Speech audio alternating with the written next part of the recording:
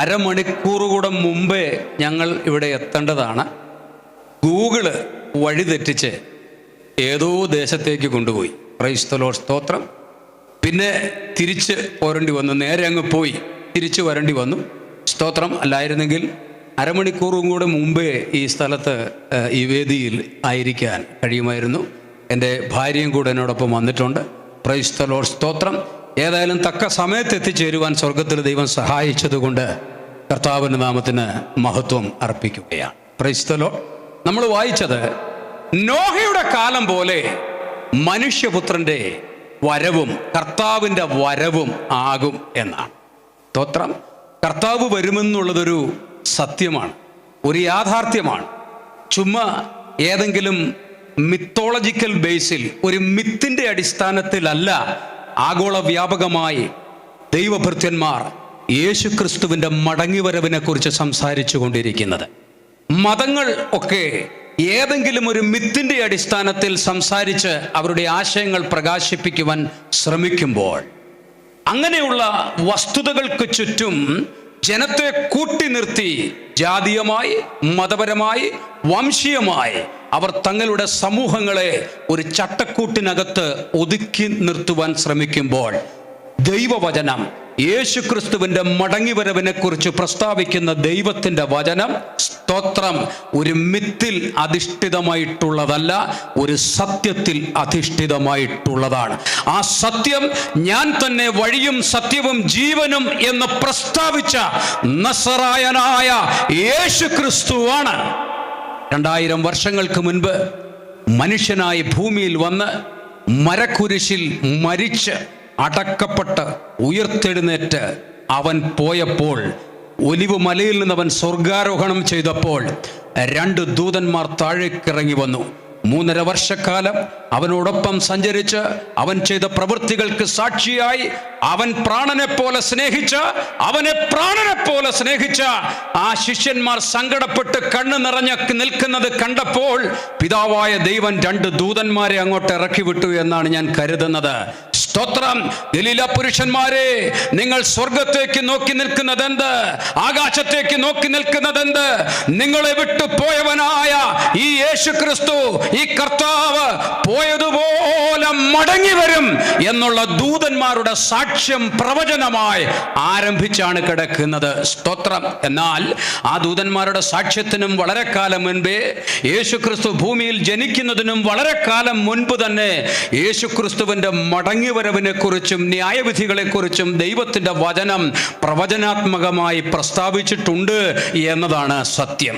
ഞാൻ ഈ പുസ്തകം വിശ്വസിക്കുന്നത്, ഞാൻ പെന്തക്കോസ്ത് കുടുംബത്തിൽ ജനിച്ചു വളർത്തപ്പെട്ടവനാണെങ്കിലും, സ്തോത്രം, ഈ പുസ്തകം വിശ്വസിക്കാൻ താല്പര്യപ്പെട്ടൊരു വ്യക്തിയായിരുന്നില്ല. സ്തോത്രം. കോളേജ് വിദ്യാഭ്യാസ കാലത്ത് ഒരു SFI പ്രവർത്തകനായി അതിൻ്റെ ചിട്ടവട്ടങ്ങളിൽ കൂടെ സഞ്ചരിച്ചു കൊണ്ടിരുന്ന ഞാൻ, ദൈവമില്ലെന്ന് തന്നെ വിശ്വസിച്ചിരുന്ന ഞാൻ, ഈ ദൈവവചനത്തിൻ്റെ പ്രഘോഷകനായി മാറിയതിന് പിന്നിൽ പ്രവചനങ്ങളാണ്. സ്തോത്രം. ദൈവവചനത്തിൽ ചില പ്രവചനങ്ങൾ എഴുതിയിരിക്കുന്നു. ആണവ സ്ഫോടനത്തെക്കുറിച്ച്, അണുവിനെ പിളർത്തുന്നതിനെ കുറിച്ച്, ആറ്റം വിഭജിക്കുന്നതിനെ കുറിച്ചൊരു സ്തോത്രം വാക്യം എൻ്റെ ശ്രദ്ധയിൽപ്പെട്ടു. ആ വാക്യം വായിച്ച് സ്തോത്രം ഞാൻ അത്ഭുതപ്പെട്ടു. കാരണം സ്തോത്രം, ആറ്റം വിഭജിക്കപ്പെട്ടു എന്ന് നമുക്കിപ്പോൾ അറിയാം. കാരണം അണുബോംബ് സ്ഫോടനങ്ങളൊക്കെ കഴിഞ്ഞൊരു ലോകത്താണ് നമ്മൾ ജീവിക്കുന്നത്. 2ാം ലോക മഹായുദ്ധത്തിൽ അണുബോംബ് സ്ഫോടനം കഴിഞ്ഞതാണ്. അങ്ങനെ ഒരു ലോകത്ത് നമ്മൾ ജീവിക്കുമ്പോൾ നമ്മൾ അറിയണം, 1945 വരെ ആധികാരിക ഗ്രന്ഥങ്ങളൊക്കെ വിശ്വസിച്ചിരുന്നത് അണുവിനെ വിഭജിക്കുവാൻ സാധ്യമല്ല എന്നാണ്. സ്തോത്രം. An element is അണു. An element is the ultimate, സ്തോത്രം, എലമെന്റ് ഒരു പദാർത്ഥത്തിൻ്റെ ഏറ്റവും ചെറിയ കണികയാണ്. സ്തോത്രം. ആ കണികയെ വിഭജിക്കുവാൻ സാധ്യമല്ല, സ്തോത്രം, എന്ന് ശാസ്ത്രഗ്രന്ഥങ്ങൾ എഴുതി വെച്ചപ്പോൾ ബ്രിട്ടാനിക്ക എൻസൈക്ലോപീഡിയയും അമേരിക്ക എൻസൈക്ലോപീഡിയയും ഓർത്തഡോക്സ് ഓക്സ്ഫോർഡ് ഡിക്ഷണറികളുമൊക്കെ അത് എഴുതി വെച്ചപ്പോൾ, ഹല്ലേലൂയ, ലോകം, ശാസ്ത്രം അതങ്ങനെ വിശ്വസിച്ച് മുമ്പോട്ട് പോയപ്പോൾ, സ്തോത്രം, 1945 എൻറിക്കോ ഫെർമി ചിക്കാഗോ യൂണിവേഴ്സിറ്റിയിൽ വെച്ച് ന്യൂട്രോൺ ഉപയോഗിച്ച് അണു വിഭജിച്ചു. ശാസ്ത്രഗ്രന്ഥങ്ങൾ മാറ്റി എഴുതി തിരുത്തി എഴുതി. പക്ഷേ 2000 വർഷങ്ങൾക്ക് മുൻപ് ഒരു മുക്കുവനിലൂടെ ദൈവത്തിൻ്റെ പരിശുദ്ധാത്മാവ് എഴുതി വെച്ച, പത്രോസിലൂടെ ദൈവത്തിൻ്റെ പരിശുദ്ധാത്മാവ് എഴുതി വെച്ച വാക്യം തിരുത്തി എഴുതപ്പെട്ടിട്ടില്ല. അന്നു മുതലാണ് പ്രവചനത്തിൽ എനിക്ക് വിശ്വാസം വന്നു തുടങ്ങിയത്. അങ്ങനെ അനവധി പ്രവചനങ്ങൾ, ശാസ്ത്രീയ പ്രവചനങ്ങൾ, ചരിത്രപരമായ പ്രവചനങ്ങൾ, നിരവധി പ്രവചനങ്ങൾ നിവൃത്തിയായിക്കൊണ്ടിരിക്കുകയാണ് ഈ ലോകത്ത്. ദൈവത്തിൻ്റെ വചനത്തിൻ്റെ പ്രവചനത്തിൻ്റെ നിവൃത്തിയുടെ വെളിച്ചത്തിൽ ആഗോള സംഭവ വികാസങ്ങളെ ഒരു ഒറ്റനോട്ടം നോക്കിയാൽ നമുക്ക് മനസ്സിലാക്കാൻ കഴിയും.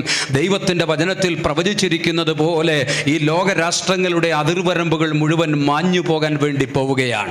ലോകം മുഴുവൻ ഒറ്റ രാഷ്ട്രമായി മാറാൻ വേണ്ടി പോവുകയാണ്. ലോകത്തെ മുഴുവൻ ഭരിക്കുന്ന ഒരു രാഷ്ട്ര നേതാവ് രംഗത്ത് വരാൻ വേണ്ടി പോവുകയാണ്. ആ രാഷ്ട്ര നേതാവിന് വേണ്ടി 3 കാര്യങ്ങൾ ലോകത്ത് ഒരുങ്ങിക്കൊണ്ടിരിക്കുകയാണ്. അതിലൊന്ന്, ലോകരാഷ്ട്രങ്ങൾ മുഴുവൻ ഒന്നാകുന്നതിന് വേണ്ടിയിട്ടുള്ള ഇളക്കങ്ങൾ നടന്നുകൊണ്ടിരിക്കുകയാണ്.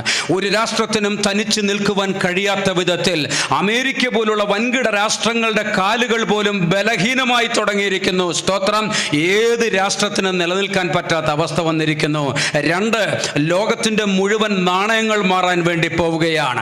RFID ചിപ്പുകൾ, പ്രൈസ് ദി ലോർഡ്, കൈകളിൽ നിക്ഷേപിച്ച് അല്ലെങ്കിൽ നെറ്റിയിൽ നിക്ഷേപിച്ചുകൊണ്ട് അതിൽ 2000-ഓളം പേജ് വരുന്ന രേഖകൾ രേഖപ്പെടുത്തിക്കൊണ്ട് അത് ഉപയോഗിച്ചുകൊണ്ട് ലോകം മുഴുവൻ ഒരൊറ്റ നാണയ വ്യവസ്ഥയിലേക്ക് വരുന്നതിന് വേണ്ടിയുള്ള ക്രമീകരണങ്ങൾ പൂർത്തിയായി കഴിഞ്ഞിരിക്കുകയാണ്. അതൊന്ന് ഉദ്ഘാടനം ചെയ്താൽ മാത്രം മതി. 3-മത്തേത്, ലോകം മുഴുവൻ ഒരൊറ്റ മതസംവിധാനത്തിൻ്റെ കീഴിലേക്ക് വരാൻ പോവുകയാണ്. അതിൻ്റെ ക്രമീകരണങ്ങളും പരിപൂർണമായി കഴിഞ്ഞു. ഏത് നിമിഷത്തിലും അത് സംഭവിക്കും. മതങ്ങളെല്ലാം മാഞ്ഞു പോകും. മതവുമായി ബന്ധപ്പെട്ട സംഹിതകളെല്ലാം അർത്ഥശൂന്യമായി മാറും. ഒരുത്തൻ അധികാരത്തിലേറും. അവൻ്റെ പേര് എതിർ ക്രിസ്തു എന്നാണ്. എന്നാൽ അവൻ അധികാരത്തിലേറുന്നതിന് മുൻപേ അധർമ്മത്തിൻ്റെ ശക്തി, അവൻ അധികാരത്തിലേറുന്നതിന് മുൻപേ, അധർമ്മത്തിൻ്റെ മൂർത്തി അധികാരത്തിലേറുന്നതിന് മുൻപേ അവൻ്റെ പ്രവർത്തനങ്ങളെ തടസ്സപ്പെടുത്തി വ്യാപരിച്ചു കൊണ്ടിരിക്കുന്ന ദൈവം, ആത്മാവിൽ വ്യാപരിച്ചു കൊണ്ടിരിക്കുന്ന ദൈവം, പരിശുദ്ധാത്മാവാൻ ദൈവം, യേശു ക്രിസ്തുവിൻ്റെ രക്തത്താൽ വീണ്ടെടുക്കപ്പെട്ട് തനിക്കായി കാത്തു നിൽക്കുന്നവരുടെ രക്ഷയ്ക്കായി, പാപം കൂടാതെ വരുന്ന അവൻ്റെ രക്ഷയ്ക്ക്, അവൻ്റെ വരവിന് വേണ്ടി കാത്തു നിൽക്കുന്നവർ ഈ ഭൂമിയിൽ നിന്ന് മാറിപ്പോകും. അതിൻ്റെ നിമിഷങ്ങൾ ഏറ്റവും അടുത്തു വന്നുകൊണ്ടിരിക്കുകയാണ്. Price the Lord. സ്തോത്രം. നമ്മൾ വായിച്ച വേദഭാഗം നോഹയുടെ കാലം പോലെ ആയിരിക്കും എന്നാണ്. നോഹയുടെ കാലത്തിന് ഒരുപാട് പ്രത്യേകതകളുണ്ട്. അതിൽ ചില പ്രത്യേകതകൾ മാത്രമൊന്ന് ചൂണ്ടിക്കാണിക്കാൻ ഈ മീറ്റിങ്ങുകളിൽ ഞാൻ താല്പര്യപ്പെടുകയാണ്. നോഹയുടെ കാലത്തിൻ്റെ പ്രത്യേകതകളെ കുറിച്ച് ഇറങ്ങിയിട്ടുള്ള പുസ്തകങ്ങൾ നമ്മൾ വായിച്ചിട്ടുണ്ടാകാം.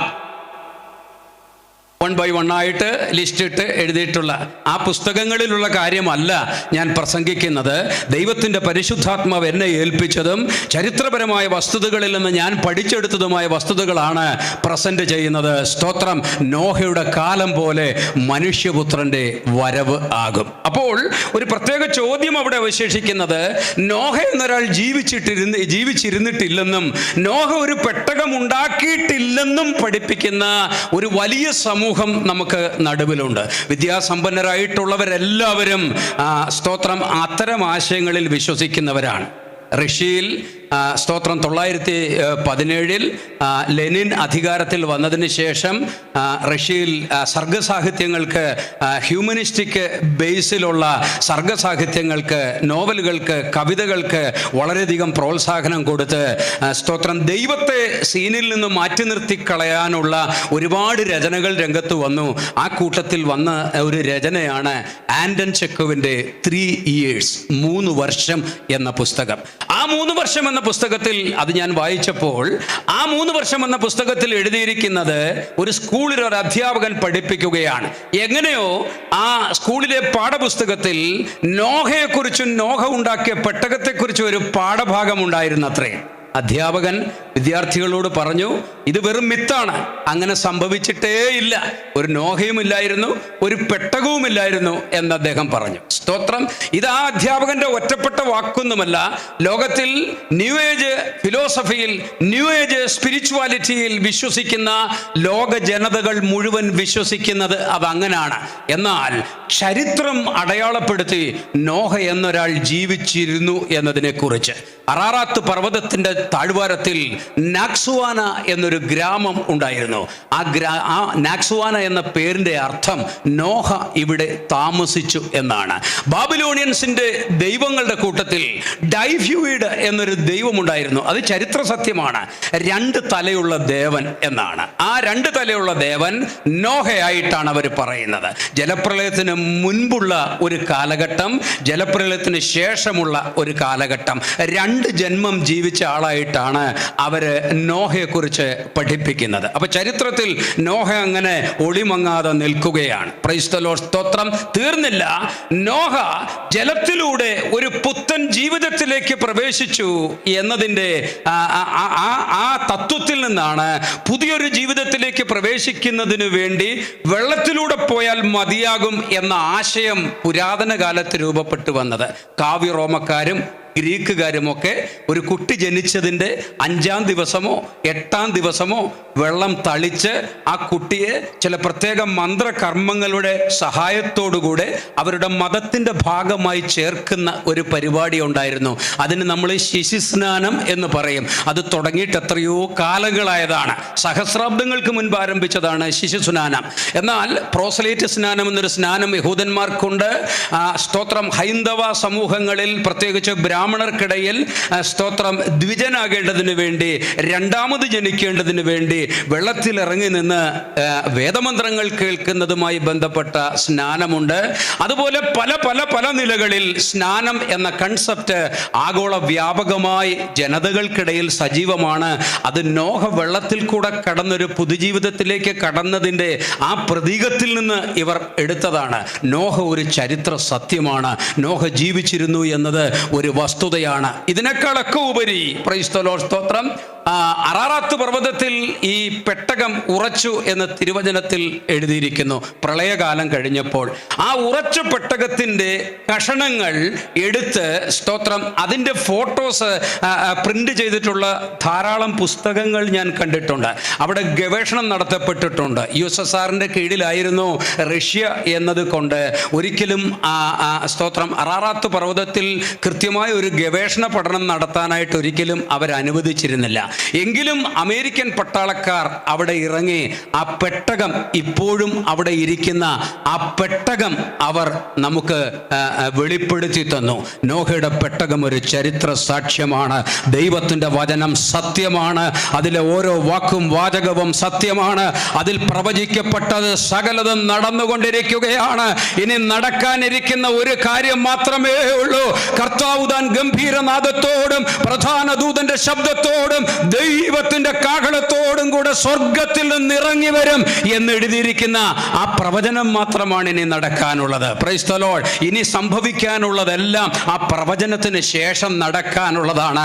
ആ പ്രവചനം ഏത് നിമിഷത്തിലും നടക്കാം. നനയാത്ത നാഴികയിൽ മനുഷ്യപുത്രൻ വരും എന്ന് ദൈവത്തിന്റെ വചനത്തിൽ രേഖപ്പെടുത്തിയിരിക്കുന്നു. സ്തോത്രം. ഒരു കാലഘട്ടത്തിൽ ഒരുപാട് ആളുകൾ ഇന്ന് കർത്താവ് വരും, നാളെ കർത്താവ് വരും, ഈ സെപ്റ്റംബർ 23-ന് കർത്താവ് വരുമെന്നൊക്കെ പറഞ്ഞിട്ട് തോറ്റുപോയ ആളുകളുണ്ട്. അങ്ങനെ ഒരുപാട്, സ്തോത്രം, ഇത് തുടങ്ങിയിട്ട് കുറെ കാലമായി. ഇന്ന ദിവസം കർത്താവ് വരും, ഇന്ന വർഷം ഇത്രാം തീയതി കർത്താവ് വരും എന്നൊക്കെ പഠിപ്പിക്കുന്ന ഒരുപാട് ദുരുപദേശകന്മാർ കഴിഞ്ഞ ദശവർഷങ്ങളിൽ, കഴിഞ്ഞ നൂറ്റാണ്ടുകളിൽ ചരിത്രത്തിൽ രംഗപ്രവേശം ചെയ്തിട്ട് അവർ പറഞ്ഞ തീയതിക്ക് കർത്താവ് വരാതിരുന്നത് കൊണ്ട് ലോകം യേശുക്രിസ്തു വരികയില്ലെന്ന് വിശ്വസിച്ചിരിക്കുമ്പോൾ ഞാനൊരു കാര്യം വളരെ വ്യക്തമായി പറയട്ടെ. തിരുവചനത്തിന്റെ അടിസ്ഥാനത്തിൽ, തിരുവചനത്തിലെ പ്രവചനങ്ങളുടെ അടിസ്ഥാനത്തിൽ യേശുക്രിസ്തുവിന്റെ മടങ്ങിവരവ് എപ്പോഴാണ്, ഏത് ദിവസമാണെന്ന് ആർക്കും പറയാൻ സാധ്യമല്ല. എന്നാൽ മത്തായിയുടെ സുവിശേഷത്തിൽ യേശുക്രിസ്തു ഒരു കാര്യം പറഞ്ഞിട്ടുണ്ട്. സ്തോത്രം. കാല ലക്ഷണങ്ങളെ വിവേചിപ്പാൻ കഴിയുകയില്ലയോ?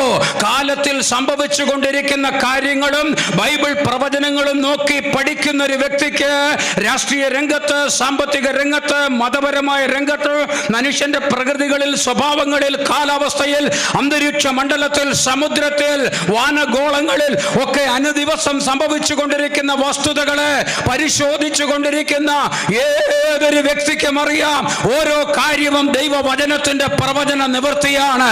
അതുകൊണ്ട് ഏത് നിമിഷത്തിലും യേശു കർത്താവ് മടങ്ങി വരും എന്നത് വിശ്വസിക്കുന്നവർക്ക് ഉറപ്പുള്ള കാര്യമാണ്. അതുകൊണ്ട് നമ്മൾ അറിയേണ്ട കാര്യം എന്താണെന്ന് ചോദിച്ചാൽ, നനയാത്ത നാഴികയിൽ എന്ന് പറഞ്ഞാൽ പണ്ടൊരു കഥ കേട്ടിട്ടില്ലേ, പുലി വരുന്നേ എന്നൊരു ഇടയൻ വിളിച്ചു പോയിക്കൊണ്ടിരുന്നു. ആദ്യം വിളിച്ചു കൂടിയപ്പോൾ ഗ്രാമവാസികളെല്ലാം സ്തോത്രം വടിയും തൂമ്പായും കമ്പിയും ഒക്കെ ആയിട്ട് ഓടി വന്നു. അവൻ ഇവരെ പറ്റിച്ചതാണെന്ന് മനസ്സിലാക്കി. രണ്ടാമത് പിന്നെയും ഒരു ദിവസം നാട്ടുകാരെ അവൻ അതുപോലെ പുലി വരുന്നതെന്ന് പറഞ്ഞ് പറ്റിച്ചു. മൂന്നാമത് പിന്നെയും പറ്റിച്ചു. പുലി വന്നിട്ടില്ലെന്ന് നാട്ടുകാർക്ക് മനസ്സിലായി. ഇവൻ ഇനി പറയുന്നതിൽ ശ്രദ്ധ കൊടുക്കേണ്ടെന്ന് നാട്ടുകാർ വിചാരിച്ചു. പക്ഷെ ഒരു ദിവസം ശരിക്കും പുലി വന്നു. ഹല്ലേലൂയ. പുലി വന്നപ്പോൾ ഇവൻ വിളിച്ചു കൂവി. നാട്ടുകാരും വന്നില്ല. ചെറുക്കം വെറുതെ പറയുന്നതാണെന്ന് വിചാരിച്ചു. ഇതുപോലെ ആളുകൾ വിചാരിക്കുകയാ, യേശു ക്രിസ്തുവിന്റെ മടങ്ങി വരവിനെ കുറിച്ച് ദേശാന്തരങ്ങൾ തൊണ്ട പൊട്ടി വിളിച്ചു കൂവുന്ന ദൈവദാസന്മാർക്ക് ഭ്രാന്താണെന്നാണ് ഇപ്പോൾ ആളുകൾ പറയുന്നത്. സ്തോത്രം. ഇവർ പറയുന്നതിൽ കാര്യമില്ലെന്ന് പറയുകയാണ്. എന്നാൽ ഞാൻ ഓർപ്പിക്കട്ടെ, അവൻ വരികയാണ്. പുലിയല്ല, ഒരു സിംഹം. യഹൂദ ഗോത്രത്തിലെ സിംഹമായവൻ തന്റെ വഴിയിലാണ്. അവൻ വാതിൽക്കലായിരിക്കുന്നു. സ്തോത്രം. ഏത് നിമിഷത്തിലും അവന്റെ കാഹളം ധ്വനിക്കാം.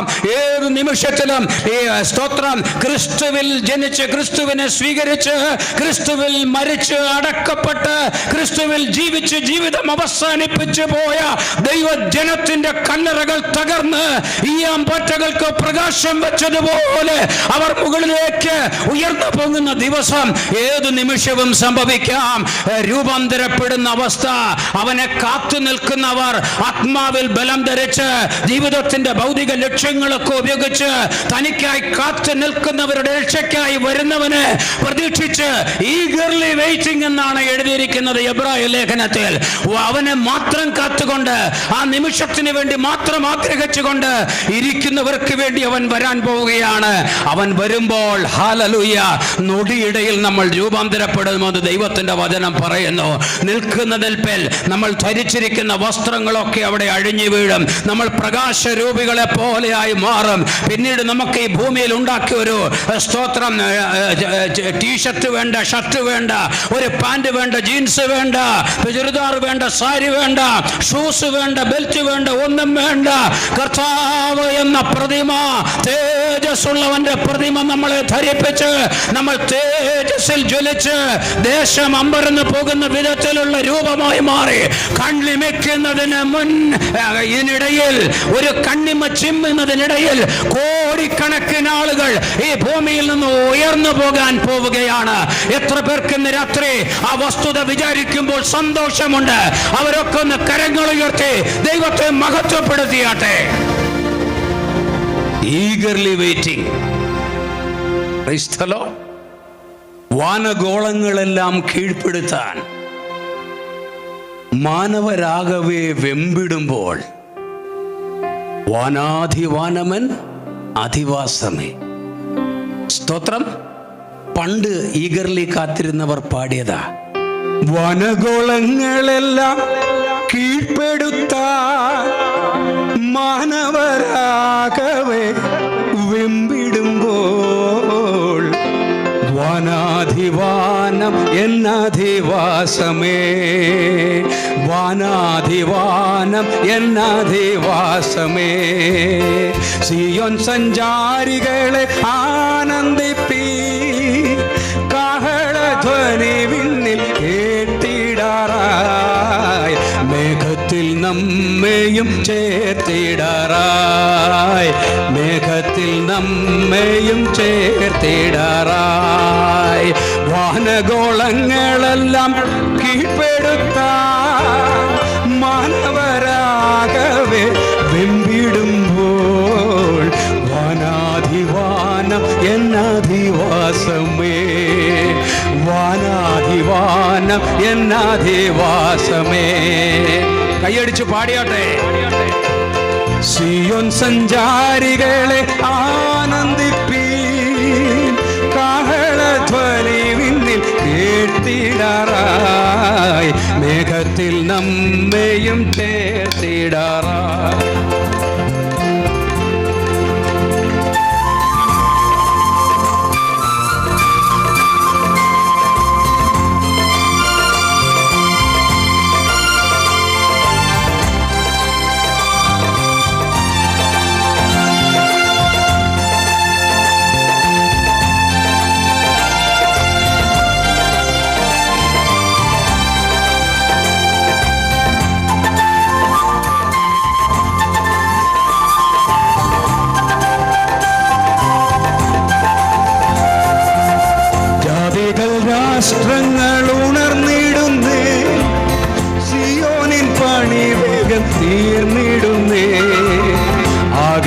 സഭയെ നീ ഉണർന്നിടുക, ആകയാൽ സഭയെ നീ ഉണർന്നിടുക. സിയോൻ സഞ്ചാരികളെ ആനന്ദിപ്പീ, കാഹളധ്വനി വിണ്ണിൽ കേട്ടിടാറായി, മേഘത്തിൽ നമ്മെയും ചേർത്തിടാറായി, മേഘത്തിൽ നമ്മെയും ചേർത്തിടാറായി. Hallelujah, hallelujah, praise the Lord. അപ്പൊ കർത്താവിന്റെ വരവെന്ന് പറയുന്നത് നോഹയുടെ കാലം പോലെ ആയിരിക്കും എന്നാണ് കർത്താവ് പ്രവചിച്ചിട്ടുള്ളത്. സ്തോത്രം. നോഹയുടെ കാലത്തിന്റെ ഒരുപാട് പ്രത്യേകതകളിൽ ഒന്ന്, വേദപണ്ഡിതന്മാരുടെ അഭിപ്രായത്തിൽ നോഹ 120 വർഷം സുവിശേഷം പ്രസംഗിച്ചു എന്നാണ്. ആ 120ന്റെ കണക്ക് എങ്ങനെ എടുക്കുന്നതെന്ന് ഇതുവരെ എനിക്ക് മനസ്സിലായിട്ടില്ല. എങ്കിലും എന്നെക്കാളൊക്കെ ഒത്തിരി പഠിച്ച ദൈവദാസന്മാർ അങ്ങനെ പറയുന്നതുകൊണ്ട് ഞാനും അതങ്ങ് വിശ്വസിക്കുക. കാരണം അന്ന് ഈ 120 വർഷം പ്രസംഗിക്കുക എന്നൊക്കെ പറഞ്ഞാൽ വലിയ കാര്യമൊന്നുമല്ല. 800 900 വർഷം ആളുകൾ ജീവിക്കുന്നൊരു കാലമാണ് ആ ഫസ്റ്റ് മില്ലേനിയം. 120 വർഷം പ്രസംഗിച്ചിട്ട് ഒറ്റ മനുഷ്യൻ രക്ഷിക്കപ്പെട്ടിട്ടില്ല. നോഹയുടെ കുടുംബം മാത്രമാണ് നോഹ ഉണ്ടാക്കിയ രക്ഷയുടെ പെട്ടകത്തിനകത്ത് കയറിയത്. ഒരുപക്ഷെ ഈ അപ്പോസ്തല പ്രവൃത്തികളൊക്കെ വായിക്കുമ്പം പല ദൈവദാസന്മാർക്കും വളരെ സന്തോഷവും സങ്കടവും, ഈ കർത്താവിന്റെ വേലയിൽ വലിയ താല്പര്യമുള്ളവർക്ക് വലിയ സന്തോഷവും സങ്കടവും തോന്നാം. കാരണം പത്രോസ് എഴുന്നേറ്റ് നിന്ന് ഒരൊറ്റ പ്രസംഗം പ്രസംഗിച്ചപ്പം 3000 പേര് സ്നാനമേറ്റു. പൗലോസ് പോയിടത്തൊക്കെ ആളുകൾ കൂട്ടമായി സ്നാനമേറ്റുകൊണ്ടിരുന്നു. സഭകൾ ദിനം പ്രതി വർദ്ധിച്ചുകൊണ്ടിരുന്ന, ഓരോ ദിവസവും പുതിയ പുതിയ സഭകൾ ഉണ്ടായിക്കൊണ്ടിരുന്നു. ആലോചിച്ച് നോക്കിയേ, ഇത് നമ്മുടെ ഈ കാലത്ത് 10ഉം 20ഉം വർഷം സുവിശേഷം പ്രസംഗിച്ചിട്ടും പരസ്യയോഗം നടത്തിയിട്ടും വീട് കയറി ഇറങ്ങി ദൈവത്തിന്റെ വചനം ഷെയർ ചെയ്തിട്ടും ഒരൊറ്റ മനുഷ്യൻ പോലും ദൈവത്തെ അനുസരിക്കാൻ തയ്യാറാകുന്നില്ല. സ്നാനജലത്തിലേക്ക് ഇറങ്ങി വരാൻ തയ്യാറാകുന്നില്ല. വേർപാടിലേക്ക് വരാൻ തയ്യാറാകുന്നില്ല. പൈശാചിക ബന്ധനങ്ങളുള്ള ഭവനങ്ങൾക്കകത്തു നിന്ന് വിടുതലിലേക്ക് വന്ന് കർത്താവിനെ സ്വീകരിക്കാൻ തയ്യാറാകുന്നില്ല എന്നത് പലയിടങ്ങളിലും കഷ്ടപ്പെടുന്ന ദൈവദാസന്മാരുടെ ഒരു അനുഭവമാണ്. അതിലവർക്ക് വളരെ സങ്കടമുണ്ട്. എന്നാൽ ഇന്ന് രാത്രി ഞാൻ പറയട്ടെ, സ്തോത്രം, അതിൽ സങ്കടപ്പെടുകയല്ല വേണ്ടത്, അതിൽ സന്തോഷിക്കുകയാണ് വേണ്ടത്. കാരണം നമ്മൾ നോഹയുടെ കാലം പോലെയുള്ള ഒരു കാലത്തെത്തിയിരിക്കുകയാണ്. ആളുകൾ ദൈവവചനം ഏറ്റെടുക്കാത്ത, സുവിശേഷം ഏറ്റെടുക്കാത്ത, മനുഷ്യന്റെ പാപങ്ങളുടെ പരിഹാരത്തിന് വേണ്ടി കാൽവരിയുടെ ഗിരിതടങ്ങളിൽ പ്രാണനെ ഒഴുക്കിക്കളഞ്ഞ യേശുക്രിസ്തുവിലേക്ക് ആളുകൾ തിരിയാത്ത ഈ കാലം നോഹയുടെ കാലം പോലെയാണ്. നമ്മൾ സ്തോത്രം ആശ്വസിക്കണം. ഏത് നിമിഷത്തിലും നമ്മുടെ സ്തോത്രം കർത്താവ് മടങ്ങി വരും. ഹല്ലേലൂയ. നമ്മുടെ കർത്താവ് ഏത് നിമിഷത്തിലും മടങ്ങി വരും. അതുകൊണ്ട് പണി നിർത്തിക്കളയരുത്. നോഹ മടുത്തുപോയില്ല, പരിപാടി അവസാനിപ്പിച്ചില്ല, മുമ്പോട്ട് പോയിക്കൊണ്ടേയിരുന്നു. ഞങ്ങൾ ഈ കർത്താവിന്റെ വരവിനെ കുറിച്ച് പ്രതിപാദിക്കുന്ന സുവിശേഷ പരിപാടികൾ ഒരുപാട് പലയിടങ്ങളിലും നടത്തി. സ്തോത്രം.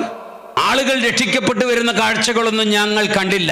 ചില സഭകളിലൊക്കെ ആരാണ്ടൊക്കെ ചേർന്നു എന്നൊക്കെ ഇങ്ങനെ ഞാൻ കേട്ടു. ചിലയിടത്തൊക്കെ ആൾക്കാർ കൈ പൊക്കി, ചിലർക്കൊക്കെ സൗഖ്യമായി എന്നൊക്കെ ഞാൻ അറിഞ്ഞു.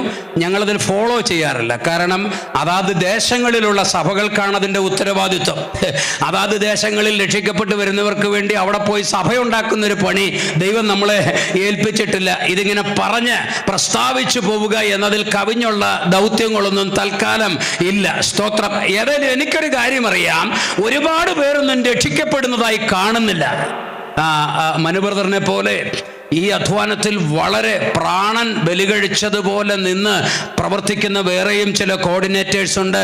ഞാൻ എല്ലാവരുടെയും പേരൊന്നും പറയുന്നില്ല. കാരണം ഒരു പേര് പറയുമ്പോൾ ആ പേരിനെതിരെ യുദ്ധം ആരംഭിക്കും, സാത്താന്റെ യുദ്ധം. സ്തോത്രം. വെറുതെ എന്തിനാ ഞാൻ ആൾക്കാർക്കൊരു യുദ്ധം ഉണ്ടാക്കി കൊടുക്കുന്നത്? പല പേരുകളും സീക്രട്ടായിട്ട് ഞാൻ വെക്കുന്നത് അതുകൊണ്ടാണ്. സ്തോത്രം. അങ്ങനെ പലയിടങ്ങളിൽ അത് പലർക്കും വീട് പോലും ഇല്ലാത്തവർ, പലരും സാമ്പത്തിക കടത്തിന്റെ ഞെരുക്കത്തിന് കീഴിൽ കിടക്കുന്നവർ, പ്രോപ്പറായിട്ടുള്ള വരുമാനം വരുമാനമില്ലാതെ ജോലിയില്ലാതിരിക്കുന്നവർ, ഇങ്ങനെ പല നിലകളിൽ പ്രതിസന്ധികൾക്കകത്ത് നിൽക്കുന്നവർ, അവർ കർത്താവിനോടുള്ള വലിയ സ്നേഹം കൊണ്ട്, കർത്താവിനോടുള്ള വലിയ സമർപ്പണത്തിന്റെ അടിസ്ഥാനത്തിൽ അവർ തങ്ങളുടെ ജീവനെ വെച്ചുകൊണ്ട് ഈ പ്രവൃത്തി ചെയ്തുകൊണ്ടിരിക്കുന്നതിന്റെ കാരണം, ആളുകൾ രക്ഷിക്കപ്പെട്ടു വരുന്നത് കണ്ടില്ലെങ്കിലും ഈ പ്രവൃത്തി തുടരുന്നതിന്റെ കാരണം എന്താണെന്നറിയാമോ? ഇത് നോഹയുടെ കാലം പോലൊരു കാര്യമാണെന്ന് ഉറപ്പുള്ളതാ. ഏത് നിമിഷത്തിലും മഴ പെയ്യും, ഏത് നിമിഷത്തിലും പ്രളയമാകും, പെട്ടകത്തിന്റെ വാതിലുകൾ അടയും, അതിനകത്ത് കയറാനുള്ള ചിലർ കയറും. ആരാ നോഹയുടെ പെട്ടകത്തിൽ കയറിയത്? നോഹയുടെ കുടുംബം കയറി. കാരണം അങ്ങനെ അവിടുത്തെ വേറൊരു പ്രത്യേകതയാ, തൻ്റെ കുടുംബത്തിന്റെ രക്ഷയ്ക്കായി അവനൊരു പെട്ടകം തീർത്തു എന്നാണ് പുതിയ നിയമത്തിൽ എഴുതിയിരിക്കുന്നത്.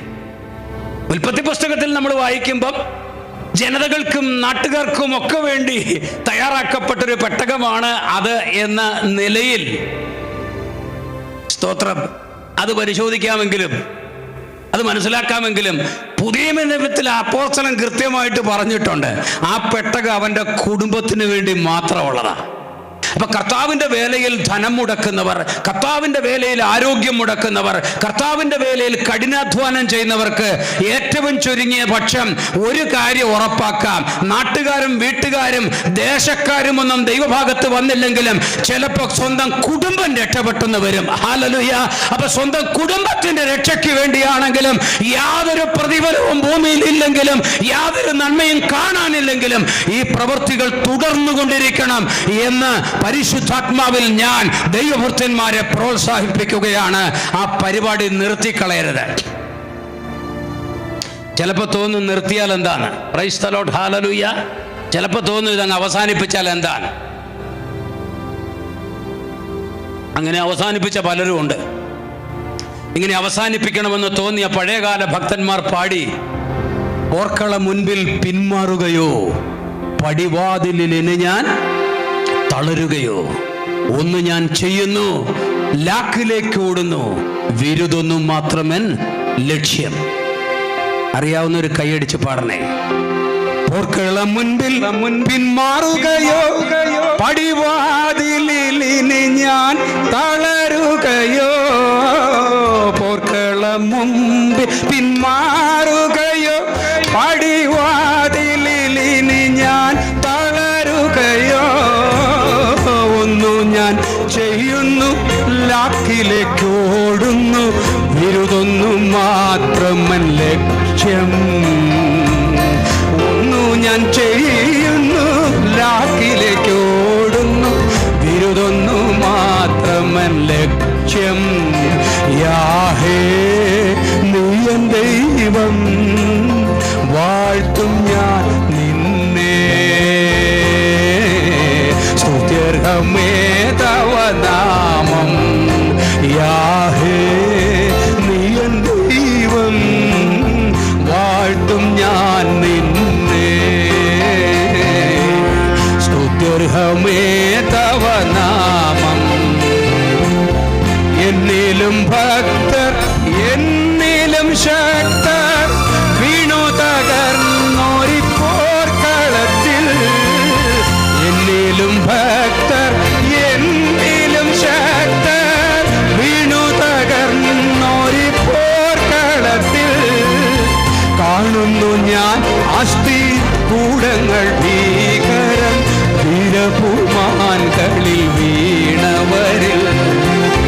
കാണുന്നു ഞാൻ അസ്ഥി കൂടങ്ങൾ ഭീകരം, വീരപുമാൻകളിൽ വീണവരിൽ. യാഹേ നീ എൻ ദൈവം, വാഴ്ത്തും ഞാൻ നിന്നെ, സ്തുത്യർഹമേ തവ നാമം. മടുത്തു പോകാതെ അവന്റെ വേലയിൽ വർദ്ധിച്ചു ഉത്സാഹത്തോടെ വരുവാൻ ഇന്ന് രാത്രി ദൈവത്തിന്റെ പരിശുദ്ധാത്മാവ് ഓരോ വ്യക്തിയെയും ഒരു പ്രത്യേക അഭിഷേകത്താൽ നിറയ്ക്കട്ടെ എന്ന് ഞാൻ ദൈവത്തോട് പ്രാർത്ഥിക്കുകയാണ്.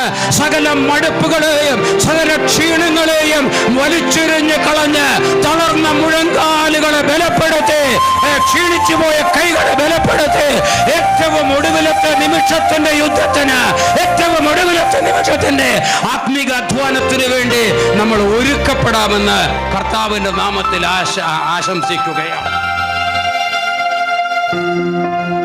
പെട്ടകത്തിൽ ആരാ കയറിയതെന്ന് നമുക്കറിയാം. മൃഗങ്ങൾ, പക്ഷികൾ, ഇഴജാതികൾ. മത്സ്യങ്ങൾക്ക് കയറേണ്ട കാര്യമില്ല, കാരണം അവ വെള്ളത്തിൽ തന്നെയാണല്ലോ ജീവിക്കുന്നത്. സ്തോത്രം. അടുത്ത ഭൂമിക്ക് വേണ്ടി, നവീകരിക്കപ്പെട്ട ഭൂമിക്ക് വേണ്ടി, പുതിയ സൃഷ്ടിയായി വരാൻ ഇരിക്കുന്ന ഭൂമിക്ക് വേണ്ടി ഓരോഹരിയെ ദൈവം അതിനകത്ത് സംരക്ഷിക്കുന്നതിന് വേണ്ടി പക്ഷിമൃഗാദികളെ ദൈവം കൊണ്ടുവന്നു. ദൈവത്തിന്റെ വിലയേറിയ നാമത്തിന് മഹത്വം ഉണ്ടാവരുത്. നിരവധി ജീവജാലങ്ങൾ കറക്റ്റ് പെട്ടകം അടയുന്നതിന് തൊട്ടു മുമ്പ് കയറി വന്നു. അവയ്ക്ക് വിശേഷ ബുദ്ധിയില്ല. അവയെ ട്യൂൺ ചെയ്ത് വെച്ചിരിക്കുന്നത് പോലെ അത് പ്രവർത്തിക്കും. മനുഷ്യൻ അങ്ങനല്ല, വിശേഷ ബുദ്ധിയുണ്ട്. ദൈവമില്ല ദൈവമില്ല ദൈവമില്ല എന്ന് പഠിച്ചുറപ്പിച്ച മനുഷ്യൻ ദൈവമില്ലെന്ന് വിശ്വസിച്ച് പ്രവർത്തിക്കും. ദൈവമുണ്ട് ദൈവമുണ്ട് ദൈവമുണ്ട് എന്ന് കേട്ടുറപ്പിച്ച മനുഷ്യൻ ദൈവത്തെ വിശ്വസിച്ചും കൊണ്ട് ജീവിക്കും. സ്തോത്രം.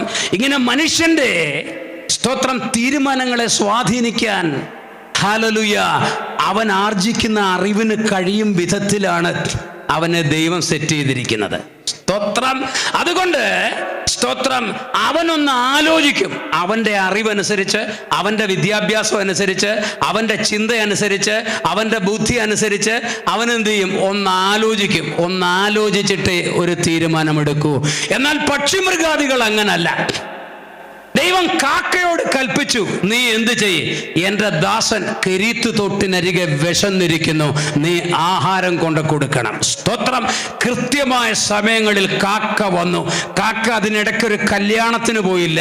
കാക്ക അതിനിടയ്ക്ക് വേറൊരു ജോലിക്ക് പോയില്ല. കാക്ക അതിനിടയ്ക്ക് ഇന്നെനിക്ക് ലീവ് വേണം എന്ന് പറഞ്ഞില്ല. അതിനെ ദൈവം പ്രോഗ്രാം ചെയ്തത്, കമ്പ്യൂട്ടർ പ്രോഗ്രാം ചെയ്യുന്നത് പോലെ, റോബോസാപ്പിയനെ പ്രോഗ്രാം ചെയ്യുന്നത് പോലെ അതിനെ ദൈവം പ്രോഗ്രാം ചെയ്തത് ആ ഒരു കാര്യത്തിന് വേണ്ടി ആയിരുന്നത് കൊണ്ട് ആ ഒരു കാര്യം അത് തടസ്സം കൂടാതെ ചെയ്തു വന്നു. ദൈവത്തിന്റെ വിലയേറിയ നാമത്തിന് മഹത്വം ഉണ്ടാവട്ടെ. സ്തോത്രം. അതുപോലെ ദൈവം ഭൂമിയിൽ അവശേഷിപ്പിച്ചിരിക്കുന്ന കുറെ മനുഷ്യരുണ്ട്. ഹല്ലേലൂയ. കാട്ടുമനുഷ്യരെ പോലെയുള്ള കുറെ മനുഷ്യർ, വലിയ വിദ്യാഭ്യാസമൊന്നുമില്ലാത്ത, അറിവില്ലാത്ത, ഫിലോസഫി പഠിച്ചിട്ടില്ലാത്ത, തിയോളജി പോലും പഠിച്ചിട്ടില്ലാത്ത, യാതൊരു ആത്മീക അനുഭവങ്ങളെക്കുറിച്ചും കേട്ടുകേൾവികളില്ലാത്ത വ്യക്തികൾ സമൂഹത്തിൻ്റെ, ലോകത്തിൻ്റെ വിവിധ രാജ്യങ്ങളിൽ ഭരിക്കുന്ന വർഗങ്ങൾ, ഭരണവർഗങ്ങൾ തങ്ങളുടെ സൗകര്യത്തിന് വേണ്ടി എപ്പോഴും താഴേക്കിടയിൽ തന്നെ ചവിട്ടി താഴ്ത്തി ഇട്ട് വെച്ചിരിക്കുന്ന ഒരു വലിയ കൂട്ടം ജനമുണ്ട്. കർത്താവിന്റെ വരവിന് തൊട്ട് മുൻപ് അവർ കൂട്ടം കൂട്ടമായി യേശു ക്രിസ്തുവിനെ സ്വീകരിക്കുന്ന കാഴ്ച ലോകം കാണാൻ വേണ്ടി പോവുകയാണ്. ആ കാഴ്ച ആരംഭിച്ചു കഴിഞ്ഞു. കണ്ണൂർ ജില്ലയിൽ ഒരു സ്ഥലത്ത് ആദിവാസികളുടെ ഒരു സഭയുണ്ട്. ഞാൻ ആ സഭയിൽ പോയി സംബന്ധിച്ചിട്ടില്ല, അതിനുള്ള അവസരം എനിക്ക് ലഭിച്ചിട്ടില്ല. ആ സഭയുടെ പരിസരത്തുള്ള നിരവധി വിശ്വാസികൾ, സാധാരണ ക്രൈസ്തവ കുടുംബങ്ങളിലുള്ളവർ ആ സഭയെക്കുറിച്ച് എന്നോട് പറഞ്ഞിട്ടുണ്ട്. അവിടെയുള്ള പ്രത്യേകത, ഏറ്റവും ശക്തിയേറിയ ആരാധന നടക്കുന്ന ഒരു സ്ഥലമാണെന്ന് അവർ പറഞ്ഞത്. എല്ലാവരും അന്യഭാഷകളിൽ ദൈവത്തെ പാടി ആരാധിക്കുന്ന സഭ, ദൈവത്തിൻ്റെ ആത്മാവിൻ്റെ വലിയ സാന്നിധ്യം ഇറങ്ങി നിൽക്കുന്ന സഭ. നമ്മൾ പഠിപ്പിക്കുന്നതൊന്നും അവർക്ക് മനസ്സിലായിക്കൊള്ളണമെന്നില്ല. നമ്മൾ പഠിപ്പിക്കുന്ന എസ്കറ്റോളജി അവർക്ക് മനസ്സിലായിക്കൊള്ളണമെന്നില്ല. നമ്മൾ പഠിപ്പിക്കുന്ന വേദപുസ്തകത്തിൻ്റെ ഒരു സിദ്ധാന്തങ്ങളും അവർക്ക് പഠിച്ച് പരീക്ഷ എഴുതി പാസ്സാകാനാകില്ല. പക്ഷേ നിത്യജീവന്റെ അവകാശത്തിന് വേണ്ടി ഒരുത്തന് മുദ്രയിടുന്ന ദൈവത്തിന്റെ പരിശുദ്ധാത്മാവിന്റെ മുദ്ര അവരിൽ സജീവമായി പ്രവർത്തിച്ചു കൊണ്ടിരിക്കുകയാണ്. കഴിഞ്ഞ ഏതാണ്ട് 35-40 വർഷങ്ങളായി ലാറ്റിൻ അമേരിക്കയിൽ സംഭവിച്ചു കൊണ്ടിരിക്കുന്ന സംഭവ വികാസങ്ങളെക്കുറിച്ച് നിങ്ങൾ എത്ര പേർ കേട്ടിട്ടുണ്ട് എന്നെനിക്കറിയത്തില്ല. സ്തോത്രം. ഹല്ലേലൂയ. ഏതാണ്ട് 35 വർഷങ്ങൾക്ക് മുൻപ് ഒരു വർത്തമാന പത്രികയിൽ വന്ന, ഒരു സെക്കുലർ വീക്കിലിയിൽ വന്ന ഒരു വാർത്ത ഞാൻ ഓർക്കുകയാണ്. സ്തോത്രം. ഞാനത് നന്നേ ചെറുപ്പത്തിൽ ആ വാർത്ത വായിച്ച ഘട്ടത്തിൽ സ്തോത്രം ഞാൻ അത്ഭുതപ്പെട്ടു. കാരണം ഞാൻ പെന്തക്കോസ്തി ജനിച്ചവനായതുകൊണ്ടും വളർന്നവനായതുകൊണ്ടും എനിക്ക് കൂടുതൽ സന്തോഷമുണ്ടായി. ആ വാർത്താപത്രികയിൽ എഴുതിയിരിക്കുന്ന വാർത്ത ഇങ്ങനെയാണ്: ലാറ്റിൻ അമേരിക്ക പെന്തക്കോസ്ത് രാജ്യമായി കൊണ്ടിരിക്കുകയാണ് എന്ന്. ഒരു മണിക്കൂറിൽ 400 പേര് വീതം പെന്തക്കോസ്ത് വിശ്വാസം സ്വീകരിച്ചു കൊണ്ടിരിക്കുന്നു എന്ന വാർത്ത 50 വർഷങ്ങളോളമായി ലോകത്തിന്റെ പല രാജ്യങ്ങളിലും ഈ ഒടുവിലത്തെ നൂറ്റാണ്ടിൽ, ഈ ഒടുവിലത്തെ ജനറേഷനിൽ അത് സംഭവിച്ചു കൊണ്ടിരിക്കുകയാണ്. ആഫ്രിക്കയുടെ ഇരുളടഞ്ഞ സ്തോത്രം രാജ്യങ്ങളിൽ, നഗരങ്ങളിൽ, ഗ്രാമങ്ങളിൽ ജനലക്ഷങ്ങൾക്ക് മുൻപിൽ റെയിൻഹാർഡ് ബോങ്കയെ പോലുള്ളവർ യേശുക്രിസ്തുവിനെ ഉയർത്തുമ്പോൾ ലക്ഷങ്ങൾ യേശുക്രിസ്തുവിനെ സ്വീകരിച്ച് അവർ ദൈവത്തിന്റെ ആത്മാവിനാൽ പിടിക്കപ്പെട്ട് അവർ ആത്മാവിന്റെ തീയാൽ ജ്വലിച്ച് അവർ തങ്ങൾ അറിയാതെ എന്തിനു വേണ്ടി ഒരുക്കപ്പെട്ടുകൊണ്ടിരിക്കുകയാണ്. ഇത് പറയുമ്പോൾ ഒരു കാര്യം കൂടെ പറയാം. അതിനകത്ത് കള്ളനാണയങ്ങൾ ഒരുപാടുണ്ട്, തട്ടിപ്പുകാർ ഒരുപാടുണ്ട്, സാത്താന്റെ പാർട്ടികൾ ഒരുപാടുണ്ട്. പ്രൈസ് ദി ലോർഡ്, സ്തോത്രം. എന്തൊക്കെയാണെങ്കിലും, ഒരുപാട് കളകളുണ്ടെങ്കിലും സ്വർഗത്തിലെ ദൈവത്തിന്റെ പത്തായത്തിലേക്ക്, കളപ്പുരയിലേക്ക് ചേരാനുള്ള ഒരു വലിയ ഓഹരി ആഫ്രിക്കൻ രാജ്യങ്ങളിൽ ഒരുങ്ങി തുടങ്ങിയിട്ട് വർഷങ്ങളായി ഈ ഭാരതത്തിലും അത് സംഭവിക്കുക തന്നെ ചെയ്യും. കഴിഞ്ഞ ദിവസം ഞാനൊരു വീഡിയോ കണ്ടു. ഹല്ലേലൂയ, സ്തോത്രം. ബീഹാറിൽ സാധാരണ ആദിവാസി വേഷം ധരിച്ച് ധാരാളം ആളുകൾ ഒരു ആരാധന കൂടാൻ വേണ്ടി പോവുകയാണ്. അവർക്ക് കൂടുതലൊന്നും അറിയില്ല. സ്തോത്രം. ആ വീഡിയോ ശരിയല്ല, അത് തെറ്റാണ്, അതിൽ പറഞ്ഞിരിക്കുന്നത് തെറ്റാണെന്നും പറഞ്ഞ് വേറൊരു വീഡിയോ ഞാൻ കണ്ടു. സ്തോത്രം. അവരാരും വിശ്വാസികളൊന്നും അല്ല, അവരാരും യേശുക്രിസ്തുവിനെ സ്വീകരിച്ചവരല്ല എന്നൊക്കെ പറഞ്ഞു വച്ചിരിക്കുന്ന വേറൊരു വീഡിയോ കണ്ടു. അത് കഴിഞ്ഞ് പിന്നെ ഒരു വീഡിയോ വന്നു. അങ്ങനല്ല, അവരെ ഇന്റർവ്യൂ ചെയ്ത് അവർ യേശു മശിഹയെ ആരാധിക്കാൻ പോവുകയാണ് എന്ന് പറയുന്ന ധാരാളം ആളുകൾ. നമ്മളെപ്പോലെ നല്ല വസ്ത്രങ്ങൾ അവർ ധരിച്ചിട്ടില്ല. അവർ ആദിവാസി വേഷങ്ങളാണ് ധരിച്ചിരിക്കുന്നത്. ആദിവാസികൾ പരമ്പരമായി ഉപയോഗിക്കുന്ന ആഭരണങ്ങൾ അവർ ധരിച്ചിട്ടുണ്ട്. അവരുടെ വസ്ത്രങ്ങൾ കഴുകിയിട്ടില്ല. പലരുടെയും വസ്ത്രത്തിന്റെ നിറമെന്തെന്ന് പോലും അറിയില്ല. അവരൊരു പക്ഷേ 1ാം ക്ലാസ്സിൽ പോലും പോയിട്ടുണ്ടാവില്ല. എന്നാൽ ഹല്ലേലൂയ, കാൽവരിയിൽ ഉയർത്തപ്പെട്ടവനും പിന്നീട് ഉയർത്തെഴുന്നേറ്റവനുമായ കർത്താവ് അവരെ ആത്മാവിൽ ആകർഷിച്ചു കൊണ്ടിരിക്കുകയാണ്. ലോകത്തിന്റെ നാനാ രാജ്യങ്ങളിൽ ഇത് സംഭവിച്ചുകൊണ്ടിരിക്കുകയാണ്. ചൈനയിലെ രഹസ്യ സഭകളിലെ വളർച്ച, ഒരു വേദപുസ്തകത്തിന് വേണ്ടി അവർ എത്രമാത്രം ദാഹിക്കുന്നുണ്ടെന്ന് നിങ്ങൾ അറിയണം. സ്തോത്രം. നമ്മുടെ വീട്ടിൽ, ഓരോ വീട്ടിലും, പ്രത്യേകിച്ച് ക്രൈസ്തവരുടെ എല്ലാം വീടുകളിലും 2ഓ 3ഓ ബൈബിളെങ്കിലും ഉണ്ടാകും. സ്റ്റഡി ബൈബിളുകൾക്ക് ഒരു പഞ്ഞോ ഇല്ല. ദൈവത്തിന്റെ വലിയ നാമത്തിന് മഹത്വം ഉണ്ടാവട്ടെ. ഹല്ലേലൂയ. എന്നാൽ സ്വന്തമായിട്ടൊരു ബൈബിൾ ഒരു സ്വപ്നം മാത്രമാണ് ചൈനയിലെ പല വിശ്വാസികൾക്കും. സ്വന്തമായിട്ടൊരു ബൈബിൾ എന്തെങ്കിലും അവർക്ക് ഉണ്ടാകുമെന്ന് പലരും വിശ്വസിക്കുന്നില്ല.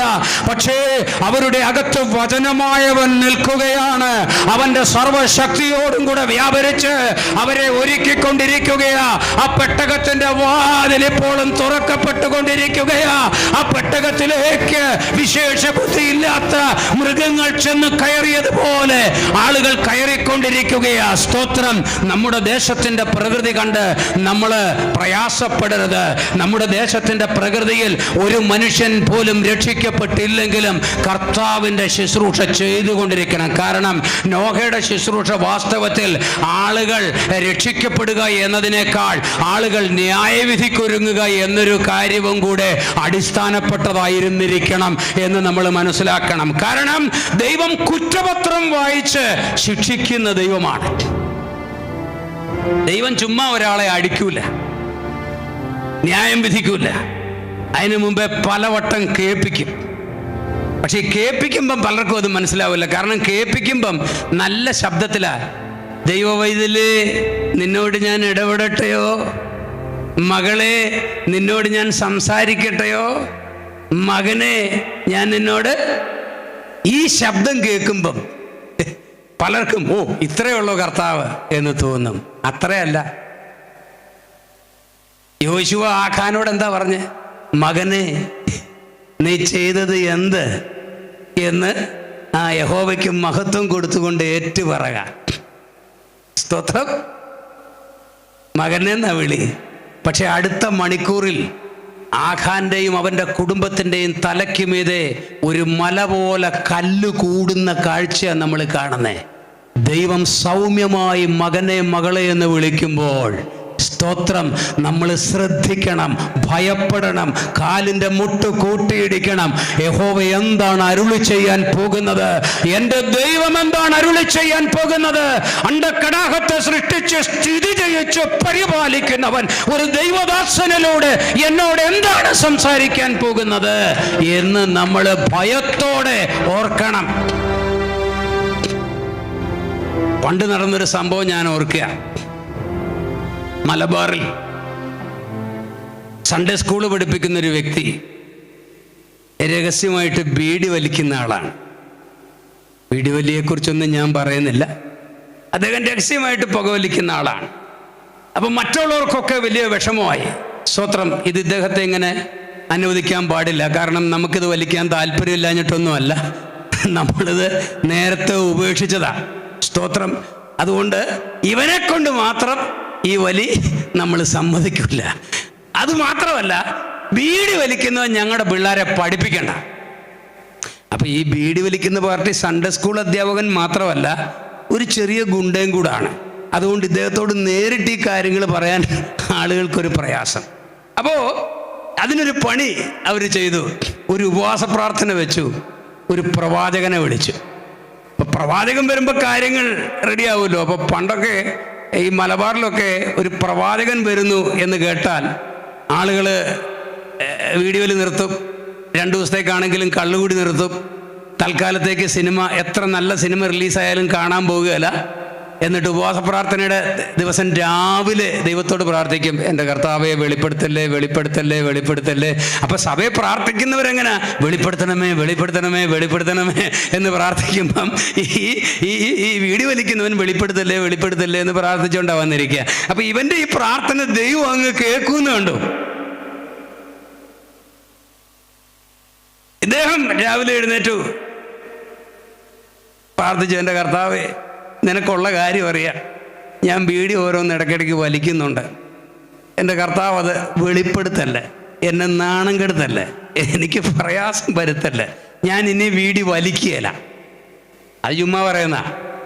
കാരണം ഈ പരിപാടിയും കഴിഞ്ഞ് പോയി, ഉപവാസം കഴിഞ്ഞിട്ട് നെയ്യുള്ള പോത്തിൻ്റെ ഇറച്ചിക്കറിയും കൂട്ടി ഒരു ശാപ്പാടൊക്കെ കഴിച്ച് കഴിയുമ്പോൾ പിന്നെ ആ കളഞ്ഞ കുറ്റി എടുത്ത് കത്തിച്ച് പിന്നെ സ്റ്റാർട്ട് ചെയ്യും എന്നുള്ളതാണ് ഈ വലിക്കാരുടെ ഒരു പ്രശ്നം. എല്ലാ വലിക്കാരും വലി നിർത്തിക്കോണം. പാഷ് പറഞ്ഞപ്പോൾ വലിയ കുഴപ്പമൊന്നുമില്ലെന്ന് തോന്നുന്നു. അപ്പോൾ വലിച്ചേക്കാം എന്നൊരുത്തിനും വിചാരിക്കരുത്. ഈ ടുബാക്കോ ടയർ നമ്മളങ്ങോട്ട് വലിക്കുമ്പോൾ അകത്തോട്ട് പോകുന്ന ഈ പുകയുണ്ടല്ലോ, ഈ പുകയ്ക്കകത്ത് 200-ലധികം വിഷപദാർത്ഥങ്ങളുണ്ട്. 200-ലധികം വിഷപദാർത്ഥങ്ങൾ. അതിൻ്റെയൊക്കെ ലിസ്റ്റ് ഓർത്തിരുന്ന് പറയാൻ പറ്റുകയില്ല. ആ 200-ലധികം വിഷപദാർത്ഥങ്ങളിൽ സയനൈഡുകളുണ്ട്. ഒരൊറ്റ പുകയെടുത്താൽ ആൾ മരിച്ചു പോകുന്ന തരത്തിലുള്ള വിഷം ഈ പുകയ്ക്കകത്തുണ്ട്. എന്തുകൊണ്ടാണ് മരിക്കാത്തതെന്ന് ചോദിച്ചാൽ, ഈ വായിൽ മനുഷ്യന് ദൈവം കൊടുത്തിരിക്കുന്ന ഉമിനീരിൻ്റെ പവർ ഭയങ്കരമാണ്.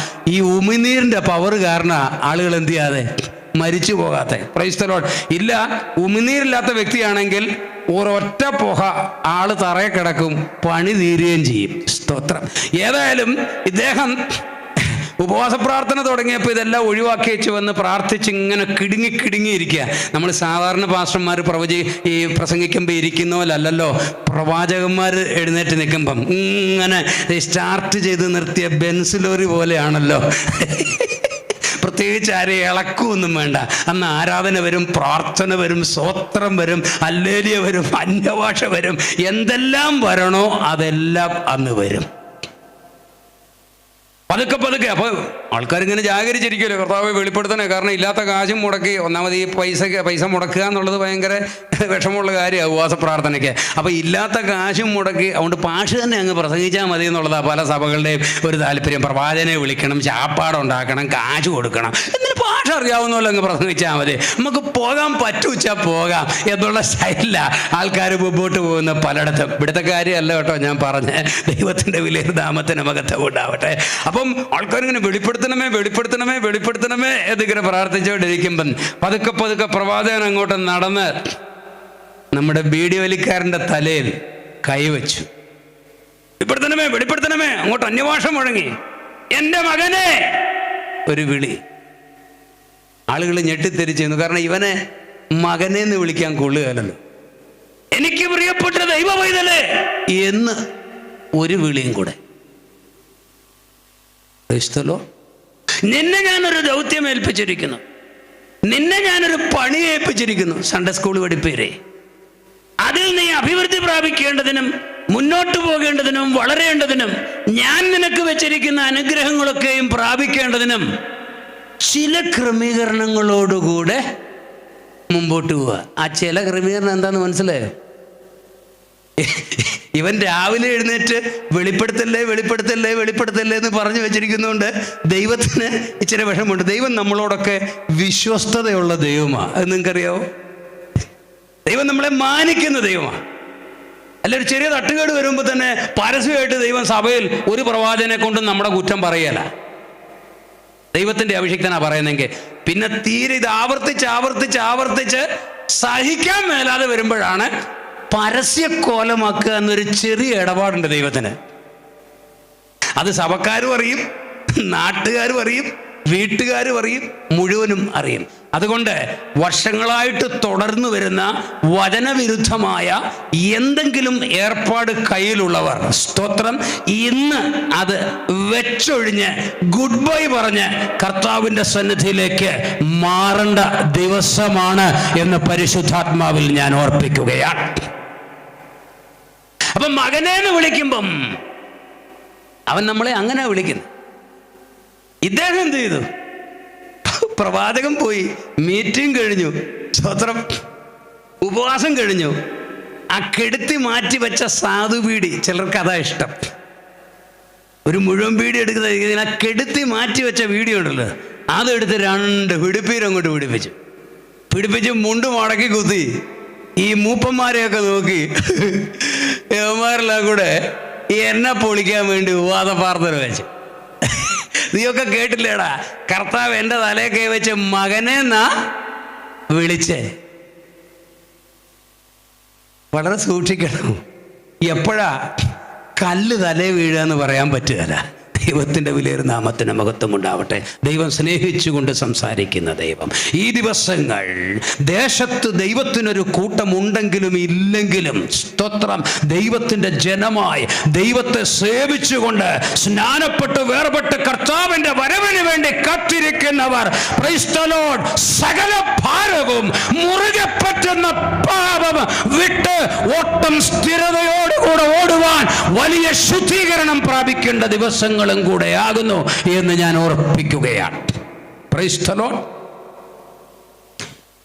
നോഹയുടെ കാലത്തിലെ നോഹയുടെ ശുശ്രൂഷയെക്കുറിച്ച് നമുക്ക് ആ കാലഘട്ടത്തെക്കുറിച്ച് പല കാര്യങ്ങൾ ചിന്തിക്കാറുണ്ട്. കർത്താവിൻ്റെ ആത്മാവ് അതിലേക്ക് നടത്തുന്നതനുസരിച്ച് നമുക്കതിലേക്ക് മുമ്പോട്ട് പോകാം. Price the Lord. സ്തോത്രം, സ്തോത്രം. പത്രോസിൻ്റെ 1-ാം ലേഖനം 3-ാം അധ്യായത്തിൻ്റെ 19-ാം വാക്യം ആർക്കെങ്കിലും ഒന്ന് വായിക്കാം. പ്രൈസ് സ്തോത്രം. പത്രോസിൻ്റെ 1-ാം ലേഖനം 3-ാം അധ്യായം 19-ാം വാക്യം. കർത്താവ് ആ ശുശ്രൂഷ ചെയ്തത് എങ്ങനെ?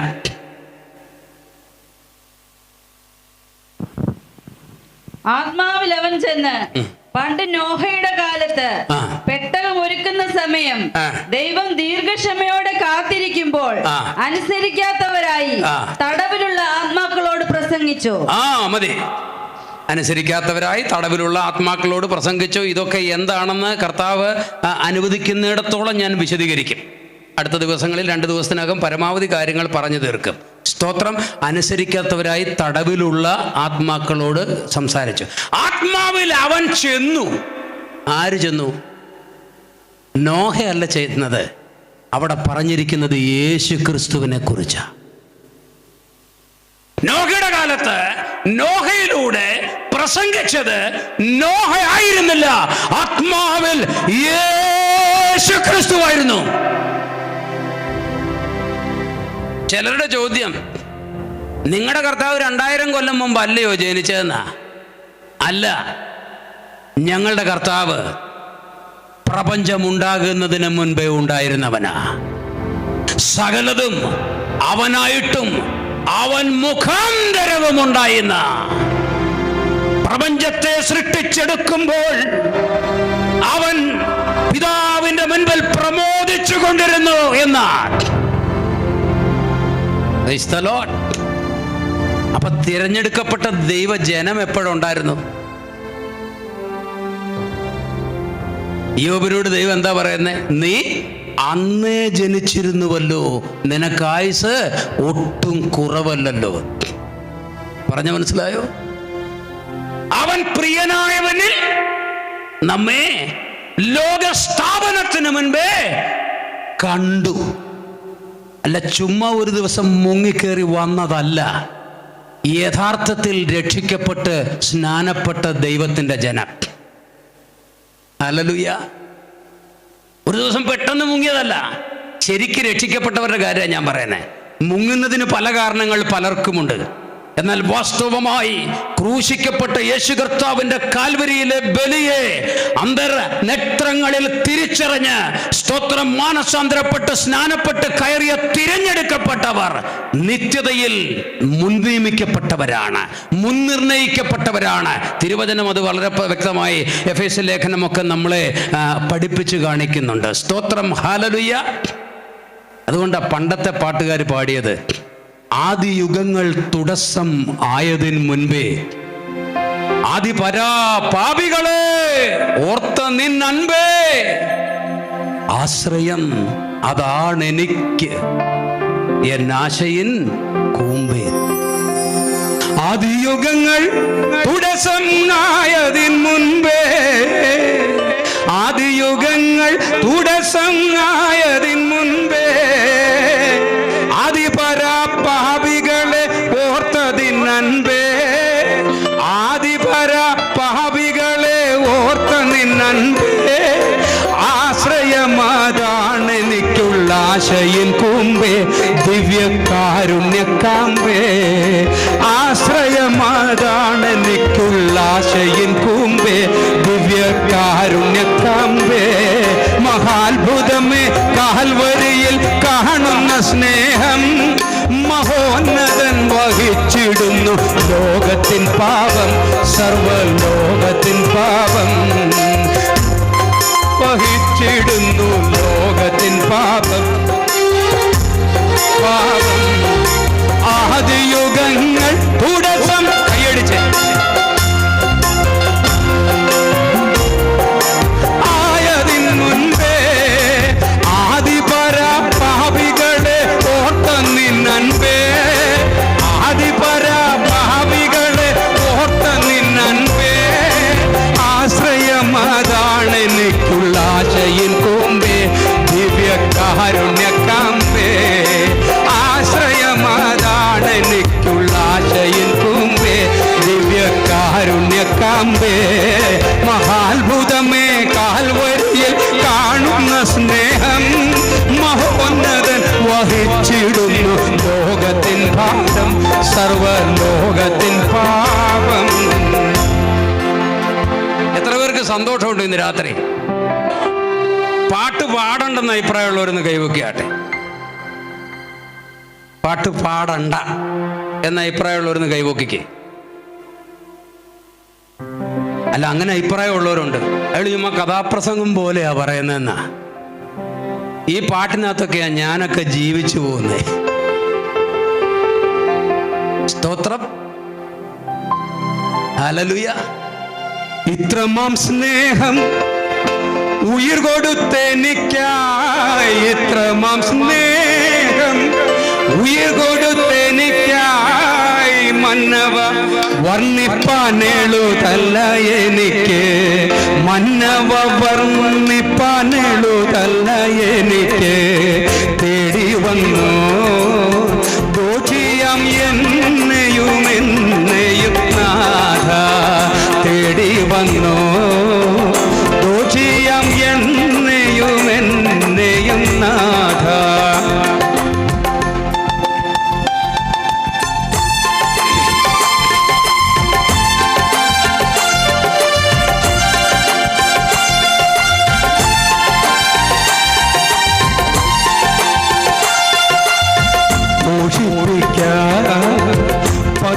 പത്യവദനമം ക്ഷീരത്താലെന്നെ പോഷിപ്പിക്കാൻ, പത്യവദനമം ക്ഷീരത്താലെന്നെ നിർമ്മലത്തോയം നിത്യം കുടിപ്പിച്ച്, നിർമ്മലത്തോയം നിത്യം കുടിപ്പിച്ച് ശയ്യയിൽ കിടത്തിയിടുന്നോനെ, പച്ചപ്പുൽ ശയ്യയിൽ കിടത്തിയിടുന്നോനെ, തേടി വന്നോ ദോഷിയാം എന്നെയും എന്നെയും നാഥ, തേടി വന്നോ ദോഷിയാം എന്നെയും എന്നെയും നാഥ.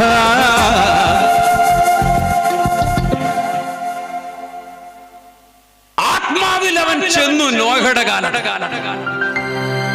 എന്ന് പറഞ്ഞാൽ ഇന്ന് ഞാൻ പ്രസംഗിക്കുന്ന യേശു ക്രിസ്തു നോഹയുടെ കാലത്ത് ഉണ്ടായിരുന്നു. ഗ്രീക്കുകാർ പറഞ്ഞുകൊണ്ടിരുന്നത് ആദ്യം ലോഗോസ് ആണ് ഉണ്ടായിരുന്നത്. അത് എന്നുണ്ടായെന്ന് ആർക്കും അറിയില്ല. പ്രപഞ്ചം മുഴുവൻ നിറഞ്ഞു നിൽക്കുന്ന ലോഗോസ്. ലോഗോസ് എന്ന് പറഞ്ഞാൽ പ്രപഞ്ചം മുഴുവൻ നിറഞ്ഞു നിൽക്കുന്ന ഒരു പവറാണ്, ഒരു വ്യക്തിയാണ്. അത് ഗ്രീക്ക് ഫിലോസഫേഴ്സിന് എല്ലാവർക്കും അക്കാര്യത്തിൽ വലിയ ഏകാഭിപ്രായമൊന്നും ഉണ്ടായിരുന്നില്ല. എന്നാലും പ്രപഞ്ചം മുഴുവൻ നിറഞ്ഞു നിൽക്കുന്ന, പ്രപഞ്ചത്തിലുള്ള എല്ലാ വസ്തുക്കൾക്കകത്തോട്ടും പെർമിയേറ്റ് ചെയ്ത് ചൂഴ്ന്നു നിൽക്കുന്ന ഒരു സ്തോത്രം, പവറുണ്ട്, ലോഗോസ്. അത് തന്നെ നമുക്കറിയാം. BC 6-ാം നൂറ്റാണ്ടിൽ തേലീസ്, ഗ്രീക്ക് ഫിലോസഫേഴ്സിന്റെ പിതാവായ തേലീസ് ഫിലോസഫി സംസാരിച്ചു തുടങ്ങിയപ്പോൾ ആ കാലത്ത് തന്നെ ഇന്ത്യയിൽ ഫിലോസഫേഴ്സ് അതേ കാര്യം സംസാരിച്ചിരുന്നു. അതാണ് ഫിലോസഫിയുടെ പ്രത്യേകത. അത് എന്തിനാ ഇത് ഉണ്ടായതെന്ന് കർത്താവ് അനുവദിച്ചാൽ ഈ മീറ്റിങ്ങുകൾക്കകത്ത് ഞാൻ സൂചിപ്പിക്കാം. ഇന്ത്യക്കാരതിനെ, ഭാരതീയ മഹർഷി മകരതിനെ നിർഗുണ പരബ്രഹ്മം എന്ന് വിളിച്ചു. പ്രപഞ്ചം മുഴുവൻ നിറഞ്ഞു നിൽക്കുന്ന ഒരു ശക്തി, ഈ പ്രപഞ്ചത്തിൽ എന്തു മാറിയാലും മാറ്റമില്ലാതെ നിൽക്കുന്ന ഒരു ശക്തി, നിർഗുണ പരബ്രഹ്മം. അവരതിനെ ലോഗോസ് എന്ന് വിളിച്ചു. ഗുണമുണ്ടോ ഇല്ലയോ എന്ന് അറിയത്തില്ല. എന്നാൽ യോഹന്നാൻ പറഞ്ഞു, ആദിയിൽ ലോഗോസ് ഉണ്ടായിരുന്നു. ലോഗോസ് ദൈവത്തോടു കൂടിയായിരുന്നു. ലോഗോസ് ദൈവമായിരുന്നു. അവൻ ശരീരം ധരിച്ച് ഭൂമിയിൽ വന്ന് പാർത്തു, സഞ്ചരിച്ചു, ഭക്ഷണം കഴിച്ചു. ഒടുവിൽ മനുഷ്യന്റെ പാപത്തിന്റെ മരക്കുരിശ് ചുമലിലേറ്റി കാൽവരിയുടെ ഗിരിതടങ്ങളിൽ മരിച്ചു, അടക്കപ്പെട്ടു, ഉയർത്തെഴുന്നേറ്റു. പിന്നെയും പഴയതുപോലെ അവൻ ലോഗോസായി നിൽക്കുകയാണ്. പ്രപഞ്ചം മുഴുവൻ നിറഞ്ഞു നിൽക്കുകയാണ്. ഹല്ലേലൂയ, സ്തോത്രം. അപ്പോൾ അങ്ങനെ ഗ്രീക്കുകാരോട് സുവിശേഷം പറഞ്ഞ്, നിങ്ങൾ ഈ പറയുന്ന ലോഗോസാണ് ഞങ്ങൾ പറയുന്ന കർത്താവ്. അവൻ മറിയുടെ ഉദരത്തിൽ രൂപപ്പെട്ടു വന്ന ഒരു മനുഷ്യ ജന്മത്തിൻ്റെ സ്തോത്രം തലത്തിൽ മാത്രമല്ല നിൽക്കുന്നത്, പ്രപഞ്ചത്തെ ഉണ്ടാക്കിയവനാണ് അവൻ. പ്രപഞ്ചത്തിന്റെ സൃഷ്ടി അവൻ കാരണമാണ്. പ്രപഞ്ചം അവൻ നിമിത്തം രൂപപ്പെട്ടു വന്നതാണ്. അവൻ ഒരു സ്ത്രീയുടെ ഗർഭപാത്രത്തിലേക്ക് ചുരുങ്ങി വന്നു മനുഷ്യനായി ജീവിച്ചു കാണിക്കുവാൻ, മാതൃകയായി ജീവിച്ചു കാണിക്കുവാൻ, മനുഷ്യൻ ദൈവത്തിന്റെ മുൻപിൽ എങ്ങനെ ജീവിക്കണം എന്ന് കാണിച്ചു കൊടുക്കുവാനും, മനുഷ്യന്റെ പാപങ്ങൾക്ക് പരിഹാരമാകുവാനും. അത് കഴിഞ്ഞവൻ ഉയർത്തെഴുന്നേറ്റ് പോയി. അവനിപ്പോൾ എല്ലായിടത്തുമുണ്ട്. ഞാനോ ലോകാവസാനത്തോളം ആരോടൊക്കെ കൂടെ എവിടെയൊക്കെ അവന്റെ നാമത്തിൽ 2 or 3 പേർ കൂടി വരുന്നോ അവരുടെ നടുവിൽ അവനുണ്ട്. എവിടെയൊക്കെ അവന്റെ പേർ വിളിക്കുന്നുവോ അവരുടെ നടുവിൽ അവനുണ്ട്.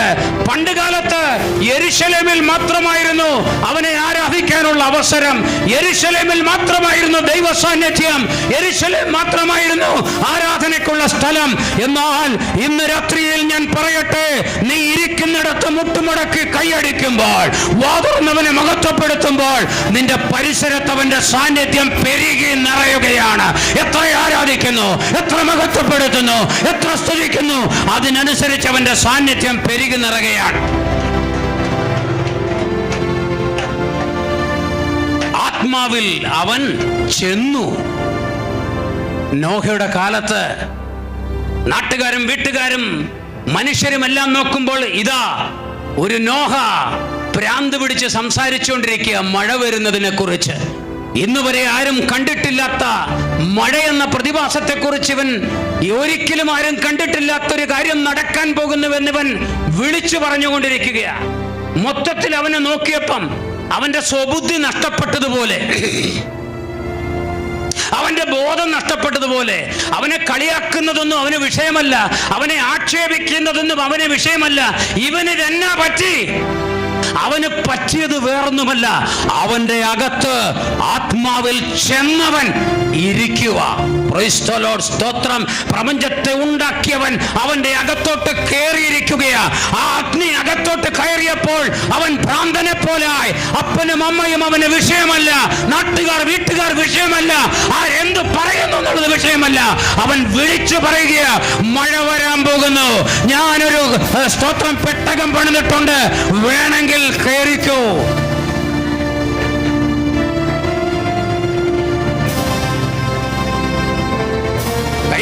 കൈയടിച്ചാട്ടെ. You are free to worship him. നിന്റെ കൈകൾക്ക് ബന്ധനങ്ങളില്ല, നിന്റെ ആത്മാവിന് ബന്ധനങ്ങളില്ല, നിന്റെ ശരീരത്തിന് ബന്ധനങ്ങളില്ല. എന്റെ ദൈവത്തെ ആരാധിക്കാൻ പരിശുദ്ധാത്മാവ് നിന്നെ പ്രോത്സാഹിപ്പിക്കുന്നുണ്ടെങ്കിൽ അങ്ങോട്ട് ആരാധിക്ക്. എല്ലാവരും കരങ്ങളടിച്ചാട്ടെ. Hallelujah. Glory to Jesus. Oh, hallelujah. ആത്മാവിൽ അവൻ ചെന്നു. അന്ന് യേശുക്രിസ്തു ആത്മാവായി ഒരു നോഹയുടെ അകത്താണ് ഇരിക്കുന്നതെങ്കിൽ, ഇന്ന് യേശുക്രിസ്തു പരിശുദ്ധാത്മാവ് ഇവിടെ ഇരിക്കുന്ന നിരവധി ആളുകളുടെ അകത്തുണ്ട്. ആ പരിശുദ്ധാത്മാവിലാണ് ഞാൻ പ്രസംഗിക്കുന്നത്.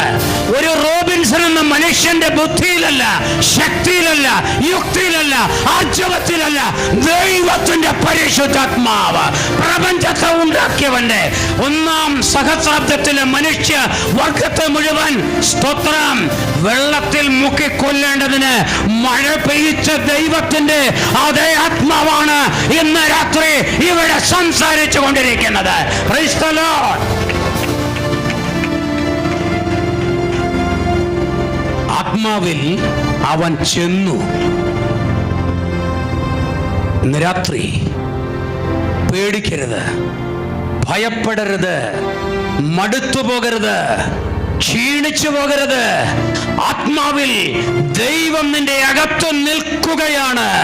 ആത്മാവിൽ അവൻ നിന്നെ കൊണ്ട് സംസാരിപ്പിക്കാൻ പോവുകയാണ്. ഇന്നലെ പ്രസംഗിച്ചതിനേക്കാൾ ശക്തിയോടെ, ഇന്നലെ പ്രസംഗിച്ചതിനേക്കാൾ മഹാധൈര്യത്തോടെ. എന്ത് ധൈര്യം? മഹാധൈര്യത്തോടെ. നിന്നെ കൊണ്ടുള്ള ജോലി തീർത്തിട്ടേ നിന്നെ അവൻ ഭൂമിയിൽ നിന്ന് മാറ്റത്തുള്ളൂ.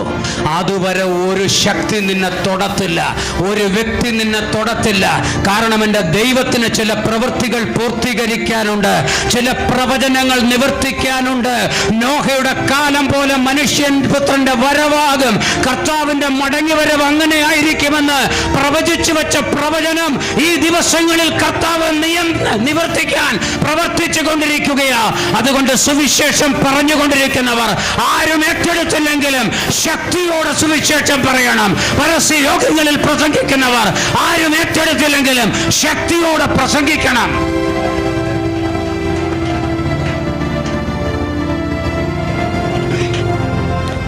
അല്ലേ? പണ്ടത്തെ ഒരു പാട്ടുകാരൻ പാടിയത് എങ്ങനെ? തകർക്കുന്ന രാജരാജൻ സൈന്യത്തിന്റെ മുൻപിലായി, തകർക്കുന്ന രാജരാജൻ സൈന്യത്തിന്റെ മുൻപിലായി, നായകനായുള്ളതിനാൽ.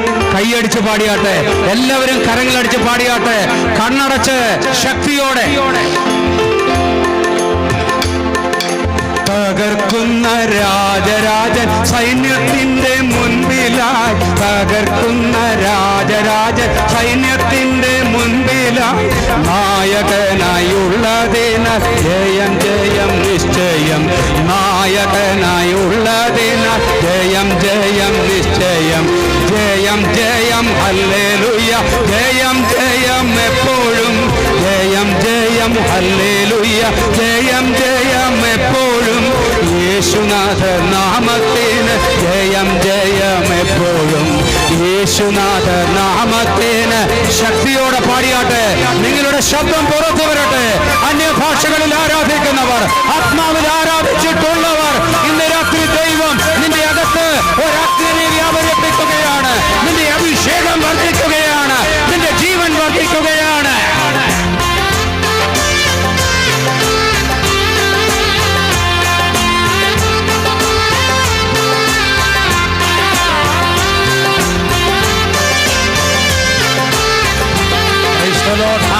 പാടിയാട്ടെ, ആരാധിച്ചാട്ടെ, ആരാധിച്ചാട്ടെ.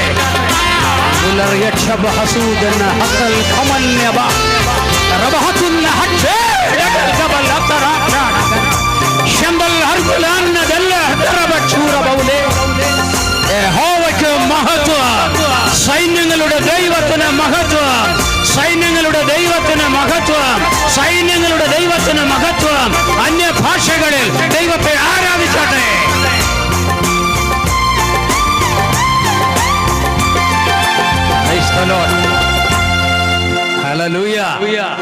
ഇന്ന് രാത്രി ശരീരത്തിൽ ദൈവശക്തി വർദ്ധിക്കുന്നത് എത്ര പേർക്ക് അനുഭവപ്പെടാൻ പറ്റുന്നുണ്ട്? ദൈവശക്തി ശരീരത്തിൽ വർദ്ധിക്കുന്നത്. ഹല്ലേലൂയ. ധൈര്യം എത്ര പേർക്ക് വർദ്ധിക്കുന്നുണ്ട്? സ്തോത്രം. ഹല്ലേലൂയ. നീ ക്ഷീണിക്കണ്ട. ഒറ്റയ്ക്കൊരു നോഹ ഭ്രാന്തനെ പോലെ പ്രസംഗിച്ച് നടന്നെങ്കിൽ അതുപോലെ നടക്കണം. ഞാൻ എൻ്റെ ശുശ്രൂഷ ആരംഭിച്ചത് കൺവെൻഷൻ സ്റ്റേജുകളിൽ കയറിയല്ല. ഞാൻ എൻ്റെ ശുശ്രൂഷ ആരംഭിച്ചത്, ഞാൻ ഈ പെന്തക്കോസ്ത് കുടുംബത്തിൽ ജനിച്ച വ്യക്തിയാണെങ്കിലും ഇതുമായിട്ട് വലിയ ബന്ധമൊന്നുമില്ലാത്ത രീതിയിൽ ജീവിച്ചു വന്ന് പിന്നീട് ഇടയ്ക്കൊക്കെ പള്ളിയിലൊക്കെ പോയി തുടങ്ങി. ആ കാലത്ത് എൻ്റെ ആഗ്രഹം ഒരു നല്ല ഫുട്ബോൾ കളിക്കാരനാകുക എന്നുള്ളതായിരുന്നു. ഒരു നല്ല ഫുട്ബോൾ കളിക്കാരനാകുക. അങ്ങനെ വെളുപ്പിന് രാവിലെ 4 മണിക്ക് ഗ്രൗണ്ടിലിറങ്ങി പ്രാക്ടീസ് ചെയ്ത് ഓട്ടവും ചാട്ടവും പന്തടിയും പരിപാടിയും ഒക്കെ ആയിട്ട് അങ്ങനെ മുമ്പോട്ട് പോയിക്കൊണ്ടിരിക്കുന്ന കാലത്ത് എൻ്റെ പപ്പ, വയനാട്ടിലാണ് ഞങ്ങൾ താമസിച്ചിരുന്നത്, എൻ്റെ പപ്പ ഒരുപാട് സഭകളിൽ പോയി ഉപവാസ പ്രാർത്ഥനയ്ക്ക് ഇരിക്കും. എന്നിട്ട് പറയും, ഞാൻ കർത്താവിൻ്റെ വേലയ്ക്ക് പ്രതിഷ്ഠിച്ച ഒരു മോൻ എനിക്കുണ്ട്, അവൻ്റെ മാനസാന്തരത്തിന് വേണ്ടി പ്രാർത്ഥിക്കണം എന്ന് പറയും. അങ്ങനെ പല സഭകളിലിരുന്ന്, അപ്പൊ ഞാൻ കർത്താവിൻ്റെ വേല ചെയ്യും എന്ന് അദ്ദേഹത്തിൻ്റെ വിശ്വാസം. എനിക്ക് ഈ വേലയോട് ഒരു താല്പര്യവും ഉണ്ടായിരുന്ന ആളല്ല. സ്തോത്രം. അതുകൊണ്ട് അദ്ദേഹം ഉപവസിച്ചും പ്രാർത്ഥിച്ചും കാത്തിരുന്നു. ഒരു ദിവസം കാര്യങ്ങളൊക്കെ അറിയാമെങ്കിലും താല്പര്യമില്ല, നാണക്കേട്, ഈ യേശുക്രിസ്തുവിന്റെ കാര്യവും പറഞ്ഞ് ആൾക്കാരോട് എങ്ങനെ പോയി പറയും. അപ്പൊ ഒരു ദിവസം വയനാട്ടിലെ ഒരു ചർച്ചിൽ അദ്ദേഹം പ്രാർത്ഥിച്ചുകൊണ്ടിരിക്കുമ്പം ഒരു പ്രവാചകി, സ്തോത്രം, ഇപ്പോഴത്തെ പ്രവാചകരെ പോലല്ല പഴയ പ്രവാചകർ, ശകലം വ്യത്യാസമുണ്ട്. അത് ഞാൻ കർത്താവ് അനുവദിച്ച പിന്നെ പറയാം ഈ വ്യത്യാസം എന്താന്ന്. സ്തോത്രം. പ്രവാചകി പറഞ്ഞു, വീട്ടിൽ മൂത്ത മോൻ ഇച്ചിരി അനുസരണക്കേട അല്ലേ, അവനിപ്പോ ഫുട്ബോളില്ല താല്പര്യം, അവനിപ്പോ ഫുട്ബോളില്ല താല്പര്യം. ഓക്കെ, അവനോട് പറഞ്ഞേക്ക് അവൻ്റെ ഒരു കാല് ഞാനിങ്ങ് എടുക്കും. അങ്ങനെയൊക്കെ എടുക്കുമോ ദൈവം? ദൈവം തിരഞ്ഞെടുത്തവനെ ആ പണി കൊണ്ടുവരാൻ എന്ത് പണിയും ദൈവം ചെയ്യും. അതിപ്പോ നിങ്ങൾ എന്ത് വിചാരിച്ചാലും എനിക്കൊന്നുമില്ല. ഇപ്പൊ ചിലര് പറയും, ഓ എന്നെ കണ്ടിട്ടുണ്ട്, ഞാൻ അവിടെ കാണും, എന്തുവാന്ന് വെച്ചാൽ ചെയ്യട്ടെ. പണ്ട് ഏലി അങ്ങനെ പറഞ്ഞു. ഏലി അറിയാമല്ലോ, ഒരു വലിയ പ്രസ്ഥാനത്തിന്റെ ചുമതല വഹിച്ചുകൊണ്ടിരുന്ന ആളാ ഏലി. വെളിച്ചവും വെളിവും ഒക്കെ പോയ കാലം. കാരണം വല്ല ഉണ്ടാകണേ ഇവൻ ഉണ്ടാകണം, ഇവനില്ലല്ലോ, പിന്നെ ആർക്കുണ്ടാകാനാ? പക്ഷെ പണി ദൈവത്തിൻ്റെതായതുകൊണ്ട് ദൈവം ഒരു സമൂഹലിനെ എഴുന്നേൽപ്പിച്ചു. രാത്രി സമൂഹൽ കിടന്നെടുത്ത് യഹോവ ചെന്നു നിന്നു. അവനോട് പറഞ്ഞു, നീ ഏലിയോട് പോയി ആലോചന പറയണം. ഏലി പറഞ്ഞു, മോനെ അക്ഷരം വിടാതെ നീ പറയണം, കാരണം ഞാൻ ഈ സൗണ്ട് കേട്ടിട്ട് ഒത്തിരി കാലമായി. ചെറുക്കൻ പറഞ്ഞു പിടിച്ചു വന്നപ്പോൾ ഏലിക്ക് മനസ്സിലായി, ഇത് വേറെ ആരുമല്ല, ഈ യഹോവയായ ദൈവം ആ ചെറുക്കനോട് സംസാരിക്കുന്നത്. ചെറുക്കൻ വന്നൊരൊറ്റ കാര്യം പറഞ്ഞോളൂ, ദൈവം ചോദിക്കുന്നു നിന്നോട്, എന്നെക്കാളും നിന്റെ മക്കളെ ബഹുമാനിക്കുന്നത് എന്ത്? അവിടുത്തെ പരിപാടികളൊന്നും ഞാനിവിടെ പറയുന്നില്ല. എന്നെക്കാളും അവരോട് വഴക്ക് പറഞ്ഞാൽ അവരുടെ മുഖം അങ്ങ് കെറിയിക്കും. ഈ യാഗത്തിന്റെ മാംസം മേധസ് യഹോവയ്ക്കുള്ളതാണല്ലോ. അത് ദഹിക്കുന്നതിന് മുമ്പേ മുപ്പല്ലി കൊണ്ട് കുത്തി അടുക്കള പുരോഹിതന് വറുപ്പാൻ മാംസം തരിക എന്ന് പറഞ്ഞ് പുരോഹിതന് കൊടുക്കാനല്ലേ. അപ്പോൾ പിന്നെ കൊണ്ടുപോട്ടെ എന്ന് ആൾക്കാരും വിചാരിക്കും. ഇവർ മുപ്പല്ലി കൊണ്ട് കുത്തി, കാരണം ഈ നെയ്യ് ഉള്ളത് കഴിക്കാൻ ഒരു പ്രത്യേക ടേസ്റ്റാ. ഇന്നിപ്പോൾ അത് എല്ലാവർക്കും പറഞ്ഞാൽ മനസ്സിലാവത്തില്ല. കശാപ്പ് കടയിൽ ചെന്നാൽ കംപ്ലീറ്റ് നെയ്യും കളഞ്ഞ് ഒരു നെയ്പ്പറ്റും ഇല്ലാത്ത ബീഫ്, അതിന് 2 കഷ്ണം. അതിനെക്കുറിച്ച് ഞാൻ കൂടുതൽ പറയുന്നില്ല. അപ്പം നെയ്യുള്ള കഷ്ണം കഴിച്ചിട്ടുള്ളവർക്കും ഇപ്പോഴും കഴിക്കാവുന്നവർക്കും അതറിയാം, അതിനൊരു പ്രത്യേക ടേസ്റ്റാണ്. അപ്പം അപ്പൻ ലഞ്ച് കഴിക്കാനിരിക്കുമ്പം ഈ നെയ്പ്പറ്റുള്ള കാളയുടെ ഇറച്ചി നല്ല രുചിയാണല്ലോ ഇവിടെ. പുള്ളിയും പണ്ട് കഴിച്ചിട്ടില്ല. ഈ മക്കളുണ്ടാകുന്നതിന് മുമ്പ് പുള്ളി ചൊവ്വായിട്ട് ജീവിച്ച ആളാ. ഒരു ദിവസം കുരുമുളകൊക്കെ ഇട്ട് വറുത്ത് നെയ്പ്പറ്റുള്ള ഇറച്ചി കൊണ്ട് കൊടുത്തു. ഇത് നല്ല രുചിയാണല്ലോ, ഇത് എന്തുവാ ഇത്? അത് അപ്പച്ച ഈ യാഗം കഴിക്കുമ്പോൾ എല്ലാം കൂടെ കത്തി തീരുന്നതിന് മുമ്പേ നിങ്ങൾക്ക് വേണമെങ്കിൽ എടുത്തോന്ന് അവർ പറഞ്ഞപ്പം ഞങ്ങൾ എടുത്തു. എന്തായാലും അപ്പൊ ഇതിന്റെ നെയ് മേധസ് ദഹിച്ചിട്ടില്ലായിരുന്നില്ലയോ? അപ്പന് മനസ്സിലായി ഇത് പണിയാണ്. അല്ല, അത് ദഹിച്ചിട്ടില്ലായിരുന്നു. ഇപ്പൊ ഒരു ടേസ്റ്റ് ഇല്ല, ഒരു പ്രത്യേക ടേസ്റ്റ്. ആ സമയത്ത് ഈ അപ്പൻ എന്നാ ചെയ്യണമായിരുന്നു? ആ പാത്രം തട്ടിക്കളഞ്ഞിട്ട് നെടുമ്പാട് വീണമായിരുന്നു. ഇനി നീ ഒന്നും കൊണ്ടുവരുന്നതൊന്നും എനിക്ക് വേണ്ടടാന്ന് പറയണമായിരുന്നു. എത്ര പേർക്ക് മനസ്സിലാവുന്നുണ്ട്? വ്യവസ്ഥ അനുസരിക്കാത്ത, നിയമപ്രകാരം ജീവിക്കാത്ത ഒന്നും എനിക്ക് വേണ്ടെന്ന്. പക്ഷെ അപ്പം പറഞ്ഞില്ല. മക്കളെ, എന്നാലും സൂചിപ്പിച്ചു, മക്കളെ നമ്മളിത് കഴിക്കാൻ പാടില്ലാത്തതാണ്. സ്തോത്രം. ഇപ്പോൾ ചില സഭയിൽ ഇപ്പോൾ വിശ്വാസികളോട് അങ്ങനെ പറയാൻ പറ്റുമോ? അച്ഛാ, നമ്മൾ കുടിക്കാൻ പാടില്ലാത്തതാണ്. നമ്മൾ വീഡിയോ വലിക്കരുത്, കുടിക്കരുത് എന്ന് ശക്തമായി പറഞ്ഞാൽ വഴങ്ങുകയല്ല, പിന്നെ പുറത്താക്കേണ്ടി വരും. സാധാരണ പുറത്താക്കി ആത്മാവ് കർത്താവായ യേശുവിൻ്റെ നാളിൽ രക്ഷിക്കപ്പെടേണ്ടതിന് കൈകാര്യം ചെയ്യാൻ വേണ്ടിയില്ല അവൻ അങ്ങ് കൊണ്ടുപോകും. ആര്? പിശാച്. പക്ഷെ ഇപ്പം അങ്ങനല്ല. പുറത്താക്കിയാൽ അടുത്ത സഭയിലെ പാസ്റ്റർ ചാക്കും കൊണ്ട് നിൽക്കുക. ഈ പുറത്താക്കുന്ന സാധനത്തിന് പുള്ളി തന്നെ വേണേ പറയും, എന്തിനാ പുള്ളിയൊക്കെ വെച്ചേക്കുന്ന വലിയ കുടിയാ, ഒരു രക്ഷയില്ല, ഇവനെയൊക്കെ പുറത്ത് കളയണമെന്ന്. പുറത്ത് കളയുമ്പോൾ അവൻ ചാക്ക് കൊണ്ട് വരും. ഇവിടുന്ന് കളയുന്നവനെ അവിടെ കൊണ്ട് വയ്ക്കാൻ. അപ്പോൾ മക്കളെ, ഇത് നമ്മൾ കഴിക്കാൻ പാടില്ലാത്തതാണ്. ഓ, അത് സാരമില്ല അച്ഛാ, ഇതിപ്പോൾ കുറേ കാലമല്ലേ, യഹോവ ഈ മേധസ് അടിച്ച് മടുത്തിട്ടുണ്ടാവും. നെയ്യ് ദഹിച്ചേ അതിൻ്റെ സൗരഭ്യവാസന കാരണം മടുത്തിട്ടുണ്ടാവും. ഒരുപാട് സ്പ്രേ അടിച്ചു കഴിയുമ്പോൾ നമുക്കും ഒരു മടുപ്പ് തോന്നാറില്ലേ എന്ന് പറഞ്ഞ പോലെ ദൈവം ചോദിക്കുക, നീ എന്താ അവരെ ശാസിക്കാത്തെ? നീ എന്താ അവരെ അടിക്കാത്തെ? നീ എന്തിനവരുടെ അനുസരണക്കേടിന് കൂട്ടു നിൽക്കുന്നു എന്ന് ചോദിച്ചാൽ ഏലി എന്നാ പറയും? ഓ, ഞാൻ കെറിയിച്ചാൽ അവരുടെ മുഖം അങ്ങ് വാടും. മുഖം എനിക്കത് കാണുമ്പോൾ വലിയ സങ്കടമാണ്. എനിക്കത് കാണുമ്പോൾ വലിയ സങ്കടം. അങ്ങനെയാണല്ലോ പാട്ട്. നിന്റെ മുഖം വാടിയാൽ അല്ലേ ദൈവത്തിൻ മുഖം വാടും.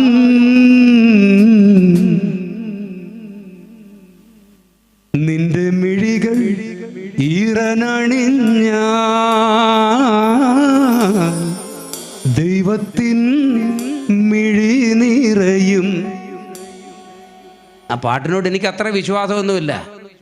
മനുഷ്യ വംശത്തിൻ്റെ പാപത്തിൻ്റെ പരിഹാരത്തിനായി ഒരു മനുഷ്യ ശരീരം അനുഭവിക്കാവുന്ന ഏറ്റവും വലിയ വേദന അനുഭവിച്ച് ഉറക്ക നിലവിളിക്കുന്ന തൻ്റെ ഏകജാതനായ പുത്രന്റെ നിലവിളി കേട്ടപ്പം പിതാവ് മുഖം മറച്ചു കളഞ്ഞു എന്നാ.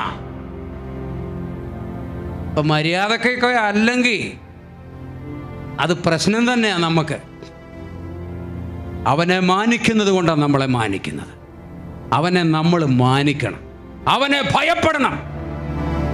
അല്ലാതെ ദൈവത്തെയും ദൈവകൽപ്പനയും നിസ്സാരവൽക്കരിക്കരുത്. ഒടുവിൽ എന്ത് സംഭവിച്ചു? ദൈവം നേരിട്ട് ചോദിച്ചു, പിള്ളേരെ വിഷമിപ്പിക്കാൻ ബുദ്ധിമുട്ടുള്ളതുകൊണ്ടല്ലയോ നീ പറയുന്നേ? അതിന് ദൈവം കൊടുത്ത നിർവചനം എന്താ? നീ അവരെ ബഹുമാനിക്കുന്നു എന്നേക്കാൾ. ബഹുമാനിക്കുന്നു. എൻ്റെ അപ്പൻ എന്നെ ദൈവത്തെക്കാൾ മക്കളെ കണക്കാക്കിയില്ല. തീരെ നിവൃത്തിയില്ലാതാകുമ്പോൾ അപ്പം പറയും, ഈ വീട്ടിൽ നിന്ന് ഇറങ്ങിപ്പോക്കോളാൻ പറയും. ഞാൻ അങ്ങനെ ഇറങ്ങിപ്പോയിട്ടുണ്ട്. സ്തോത്രം. റാന്നി വെച്ചൂച്ചിറയിൽ 4 ഏക്കർ റബ്ബർ തോട്ടം ജ്യേഷ്ഠനും അനിയനും സ്വന്തമായിട്ടുണ്ടായിരുന്നിടത്ത് ജ്യേഷ്ഠനോട് ഏട്ടനും അനിയനും തമ്മിൽ ആത്മീക വിഷയത്തിൽ കലഹിച്ചു. ആ ഓഹരി വേണ്ടെന്ന് പറഞ്ഞ് 2 പിഞ്ചു മക്കളെയും കയ്യിലെടുത്ത് ഭാര്യയോടുകൂടെ വയനാട്ടിൽ പോയി സെറ്റിൽഡ് ആയത് ആളാണ് എൻ്റെ അപ്പൻ. പോകുന്നതിന് മുമ്പ് ചേട്ടനോട് പറഞ്ഞു, ഇപ്പം എൻ്റേതും കൂടെ നിൻ്റെയിലിരിക്കുക 4 ഏക്കർ. ഈ 4 ഏക്കർ റബ്ബർ തോട്ടത്തിൻ്റെ സ്ഥാനത്ത് 1 ഏക്കറും കൂടെ കൂട്ടി 5 ഏക്കർ ഉണ്ടാക്കിയിട്ടേ ഞാൻ നിന്നെ കാണാൻ വരത്തുള്ളൂ. അതിൻ്റെ വിളവെടുത്തിട്ട് കാണാൻ വരും. പറഞ്ഞ പോലെ 5 ഏക്കർ ഉണ്ടാക്കി വിളവെടുത്തിട്ടാണ് കാണാൻ പോയ വർഷങ്ങൾ ഒത്തിരി. ഇപ്പൊ പപ്പായുടെ ഒരു ന്യായം, ഞാൻ ദൈവത്തോട് പ്രാർത്ഥിച്ച് ആത്മീക ജീവിതം നയിച്ച് സൂക്ഷ്മതയോടെ ദൈവത്തെ ബഹുമാനിച്ചും അനുസരിച്ചും ജീവിച്ചത് കൊണ്ടാണ് ഈ വീടുണ്ടായത്. എൻ്റെ ദൈവത്തെ അനുസരിക്കാൻ പറ്റാത്തവനൊന്നും ഇവിടെ ജീവിക്കണ്ട, ഇറങ്ങിക്കോണം. ആദ്യം തല്ലി തല്ലി തല്ലി തല്ലി നന്നാക്കാൻ തുടങ്ങി. എവിടെ നന്നാവാൻ? ഇറങ്ങടാ. അങ്ങനെ ഇറക്കി വിട്ടത് കൊണ്ടാ ഇന്ന് ഈ വേദിയിൽ നിന്നുകൊണ്ട് യേശു ക്രിസ്തുവിനെ ഉയർത്തുവാൻ എൻ്റെ ദൈവത്തിൻ്റെ നീതി എനിക്കിടവരുത്തിയത്. അപ്പം പ്രവാചകി പറഞ്ഞു, അവന് ഫുട്ബോളാ താല്പര്യം, ഒരു കാല് ഞാനിങ്ങ് എടുക്കും എന്ന് പറഞ്ഞേക്കാൻ പറഞ്ഞു. എന്നോട് പറഞ്ഞാൽ ഞാൻ പറയും അതൊക്കെ ചുമ്മാ പറയുന്ന, ഇവർക്കൊന്നും വേറെ പണിയില്ലാഞ്ഞിട്ട് പറയുന്ന എന്നൊക്കെ ഞാൻ പറയും. എന്നോട് നേരിട്ട് പറയാൻ പറ്റത്തില്ല. അതുകൊണ്ട് എൻ്റെ പെങ്ങളോട് പറഞ്ഞു, ഈ കർത്താവ് ഒരാലോചന പറഞ്ഞായിരുന്നു നിൻ്റെ മൂത്ത ആങ്ങളെക്കുറിച്ച്. എന്താ പപ്പാ? അപ്പം ഞാൻ കേൾക്കാനേ ചോദ്യവും പറച്ചിലും ഒക്കെ. ഞാൻ അപ്പുറത്തെ മുറിയിൽ ഇരിപ്പുണ്ട്. അവൻ ഫുട്ബോൾ കളിയിലാണ് ലക്ഷ്യം എന്നൊക്കെ ദൈവത്തിന് മനസ്സിലായിട്ടുണ്ട്. ഒരു പ്രവാചകൻ കൂടെ പറഞ്ഞു, മര്യാദയ്ക്ക് വേലയ്ക്ക് സമർപ്പിക്കുന്നില്ലെങ്കിൽ കാലെടുക്കും എന്ന് പറയാൻ പറഞ്ഞു. കാലെടുക്കുമെന്ന് പറഞ്ഞതാണോ എന്ന് എനിക്കറിയത്തില്ല. കാലിന് ദോഷം വരുമെന്നായിരിക്കും പറഞ്ഞത്. എന്തായാലും അപ്പൻ അങ്ങനെ പറഞ്ഞത്. അന്ന് ഞാൻ ഫുട്ബോൾ കളി നിർത്തി. കാരണം എനിക്ക് എൻ്റെ കാല് വിട്ടുകൊടുക്കാൻ പറ്റൂല. അനുസരണക്കേടിൻ്റെ അടിയൊന്നും നമുക്ക് അങ്ങനെ മേടിക്കേണ്ട കാര്യമില്ല. അന്ന് ഫുട്ബോൾ കളി നിർത്തി, കർത്താവിൻ്റെ വേല തുടങ്ങി. എങ്ങനെയാ തുടങ്ങിയെന്നറിയോ? ഞാൻ ഒറ്റയ്ക്കേ ഉള്ളൂ, വേറെ ആരും സഹകരിക്കാനില്ല. ഇത് വയനാടിൻ്റെ അങ്ങേ കോണിൽ, പുൽപ്പള്ളിയുടെ അങ്ങേ കോണിൽ, മുള്ളംകൊല്ലി പഞ്ചായത്തിൻ്റെ അങ്ങേ കോണിൽ മരക്കടവില്ല സംഭവം. ഒരൊറ്റ വിശ്വാസി പരിസരത്തില്ല. അപ്പം എനിക്ക് കാര്യങ്ങളൊക്കെ അറിയാം, അത്യാവശ്യം പറഞ്ഞ് അവതരിപ്പിക്കാനും അറിയാം. ഞാൻ എന്താ ചെയ്തതെന്നറിയോ? വലിയ വെള്ള പേപ്പർ മേടിച്ചിട്ട് ഈ തെങ്ങിൻ്റെ ഈർക്കിൽ ചതച്ച് ബ്രഷ് ഉണ്ടാക്കിയിട്ട് ആ വെള്ള പേപ്പറിൽ നീലം കലക്കി ഞാൻ എഴുതും. ഇന്ന് ഇത്ര മണിക്ക് ഇവിടെ സുവിശേഷ പ്രസംഗമുണ്ടായിരിക്കും എന്ന് ബോർഡ് എഴുതി വെച്ച് ഞങ്ങളുടെ അടുത്തുള്ള ഓരോ കവലയിലും കൊണ്ടുവയ്ക്കും. എന്നിട്ട് അതിൽ എഴുതിയിരിക്കുന്ന സമയമാവുമ്പം ഞാൻ ഒറ്റയ്ക്ക് ചെന്ന് അവിടെ നിൽക്കും. 5-6 ഗിഡിയൻസിൻ്റെ ന്യൂ ടെസ്റ്റാമെൻ്റ് നിങ്ങൾ കണ്ടിട്ടുണ്ടാവും, കേട്ടിട്ടുണ്ടാവും. പണ്ടേ ഗിദയോൻസിൻ്റെ ഈ ന്യൂ ടെസ്റ്റാമെൻ്റ്, 5-6 ന്യൂ ടെസ്റ്റാമെൻ്റ് ഒക്കെ എടുത്ത് ആവശ്യക്കാർക്ക് കൊടുക്കാമെന്ന് ഓർത്ത് അവിടെ ചെന്ന് നിൽക്കും. അവിടെ ചെന്ന് നിന്ന് 3 മണിക്കൂർ സുവിശേഷം പ്രസംഗിക്കും. അങ്ങനെ ഒറ്റയ്ക്ക് ഒരു മൈക്കിൻ്റെയും സഹായം കൂടാതെ പ്രസംഗിച്ച് ഇവിടം വരെ എത്തിയത്. ഒരു ടീമിൻ്റെയും സഹായം കൂടാതെ. ഞാൻ പറഞ്ഞത്, അന്ന് പ്രസംഗത്തിൽ ഉണ്ടായിരുന്ന അതേ ആവേശം ഇന്നും എനിക്കുണ്ട്. കാരണം ദൈവത്തിൻ്റെ വചനത്തിൽ പറഞ്ഞതൊക്കെ സംഭവിക്കുക തന്നെ ചെയ്യും. കഴിഞ്ഞ ദശവർഷങ്ങളിലൂടെ അതൊക്കെ സംഭവിച്ചു കൊണ്ടിരിക്കുകയാണ്. ഞാൻ ഇടയ്ക്ക് വെച്ച് മെസ്സേജ് മുറിച്ച് നിർത്തുക എന്ന്, ബാക്കി നാളെ. ആത്മാവിൽ അവൻ ചെന്നു. ഈ ആത്മാവ് എന്തൊക്കെയാ ചെയ്യുന്നത്? ആത്മാവങ്ങോട്ട് റിലീസായാൽ യേശുവിൻ രക്തത്താൽ ജയം. യഹൂദന്മാർ വിശ്വസിച്ചിരുന്നത് 4 കാര്യങ്ങൾ ചെയ്യും. അതിലൊന്ന് വചനം കൊണ്ടുവരും, 2 വചനം വ്യാഖ്യാനിക്കും, 3 ഇല്ലാത്തതിനെ ഉണ്ടാക്കും. ആത്മാവ് പ്രവർത്തിക്കുമ്പം ഇല്ലാത്തതിനെ ഉണ്ടാക്കുന്ന പ്രവർത്തികൾ നടക്കും. ആത്മാവിൽ അവൻ ഇവിടെ വന്നിട്ടുള്ളത് കൊണ്ടാ, അത് ഉറപ്പുള്ളത് കൊണ്ടാ ഇന്ന് രാത്രി ഞാൻ പറയുന്നത്, ഇന്ന് വരെ നിനക്കില്ലാതിരുന്ന ചിലത് ഉണ്ടാക്കുവാൻ ശക്തിയുള്ള ദൈവത്തിന്റെ ആത്മാവ്, നസറായനായവന്റെ ആത്മാവ് അവൻ ഇവിടെ ഉണ്ട്. 2-3 പേർ എന്റെ നാമത്തിൽ കൂടി വരുന്നിടത്ത് ഞാൻ അവരുടെ നടുവിലുണ്ടെന്ന് പറഞ്ഞവൻ. കേടുവന്നതിനെ അവൻ നന്നാക്കും. ആദിയിൽ ദൈവം ആകാശവും ഭൂമിയും സൃഷ്ടിച്ചു. ഭൂമി പാഴും ശൂന്യവുമായി തീർന്നു. തൊഹുവാ ബോഹോ ആയിരുന്നു എന്നല്ല, പാഴും ശൂന്യവുമായി തീർന്നു. അങ്ങനെ അതിൻ്റെ ശരിയായ ഭാഷ്യം. അത് ജലത്തിന്റെ കനത്ത അടരുകൾക്കകത്ത് ചുറ്റപ്പെട്ട് കിടക്കുക. അപ്പൊ ഈ പാഴും ശൂന്യവുമായി തീരുന്നതിന് മുൻപ് അവിടെ പ്രപഞ്ചം മുഴുവൻ ശ്രദ്ധിച്ചുകൊണ്ടിരുന്ന അതിമഹത്തായ ഒരു സംസ്കാരത്തിന്റെ സൗന്ദര്യം പ്രകാശമായി ജ്വലിച്ചിരുന്നു. ചരിത്രം അങ്ങനെ പഠിക്കണം. പക്ഷെ അതൊക്കെ നഷ്ടപ്പെട്ടു. ലൂസിഫറിന്റെ അഹങ്കാരം കൊണ്ട്, ഉന്നത ഭാവം കൊണ്ട്, നഗളം കൊണ്ട് അവൻ മാത്രമല്ല അവന്റെ കൈവശമുണ്ടായിരുന്ന ഭൂമിയും ശാപത്തിന്റെ കനത്ത അടരുകൾക്കകത്തേക്ക് ഉപേക്ഷിക്കപ്പെട്ടു. ഇപ്പം പ്രപഞ്ചം മുഴുവൻ ശ്രദ്ധിച്ചുകൊണ്ടിരുന്ന ഭൂമി എങ്ങനെ കിടക്കുന്നേ? ജലത്തിന്റെ കനത്ത അടരുകൾക്കകത്ത്, ഇരുട്ടിനകത്ത്, ആഴത്തിന്മീതെ ഇരുളുണ്ടായിരുന്നു, അതിനകത്ത് കിടക്കുക. ഒരു വശത്തു നിന്ന് വെള്ളം ഇങ്ങോട്ട് തള്ളും, ഇതിലേ അങ്ങോട്ട് പോകാൻ പറ്റൂല, അവിടുന്ന് വെള്ളം ഇങ്ങോട്ട് തള്ളും. മുകളിലോട്ട് മാറാൻ പറ്റത്തില്ല, അവിടുന്ന് വെള്ളം ഇങ്ങോട്ട് തള്ളും. താഴോട്ട് പോകാൻ പറ്റത്തില്ല, അവിടുന്ന് വെള്ളം ഇങ്ങോട്ട് തള്ളും. 4 വശത്തും പ്രശ്നം മാത്രമേ ഉള്ളൂ. ഒരു കാലഘട്ടത്തിൽ ശ്രേഷ്ഠമായിരുന്ന കുടുംബം, ഒരു കാലഘട്ടത്തിൽ ഏറ്റവും അനുഗ്രഹിക്കപ്പെട്ട് നിന്ന വെളിച്ചത്തിൽ നിന്ന സഭ, ഒരു കാലഘട്ടത്തിൽ ഏറ്റവും മാന്യമായി അതിശ്രേഷ്ഠമായ വിധത്തിൽ ഉപയോഗിക്കപ്പെട്ട വ്യക്തികൾ, മനസ്സിലാകുന്നവർക്കായി ഞാൻ ദൈവത്തെ വാഴ്ത്തുന്നു. ഇത് അടൂരിനോടുള്ള ദൂത. Praise the Lord, hallelujah. ഇപ്പോൾ എല്ലാം നഷ്ടപ്പെട്ട് ജലത്തിന്റെ കനത്ത അടരുകൾക്കകത്ത് കിടക്കുക, ഞെരുങ്ങിക്കിടക്കുക. ഇരുട്ടല്ലാതെ വെളിച്ചത്തിന്റെ ഒരു തരി പോലുമില്ല. ആ 1-ാം അധ്യായം ഒന്ന് എടുത്തു വെച്ചോ പ്ലീസ്.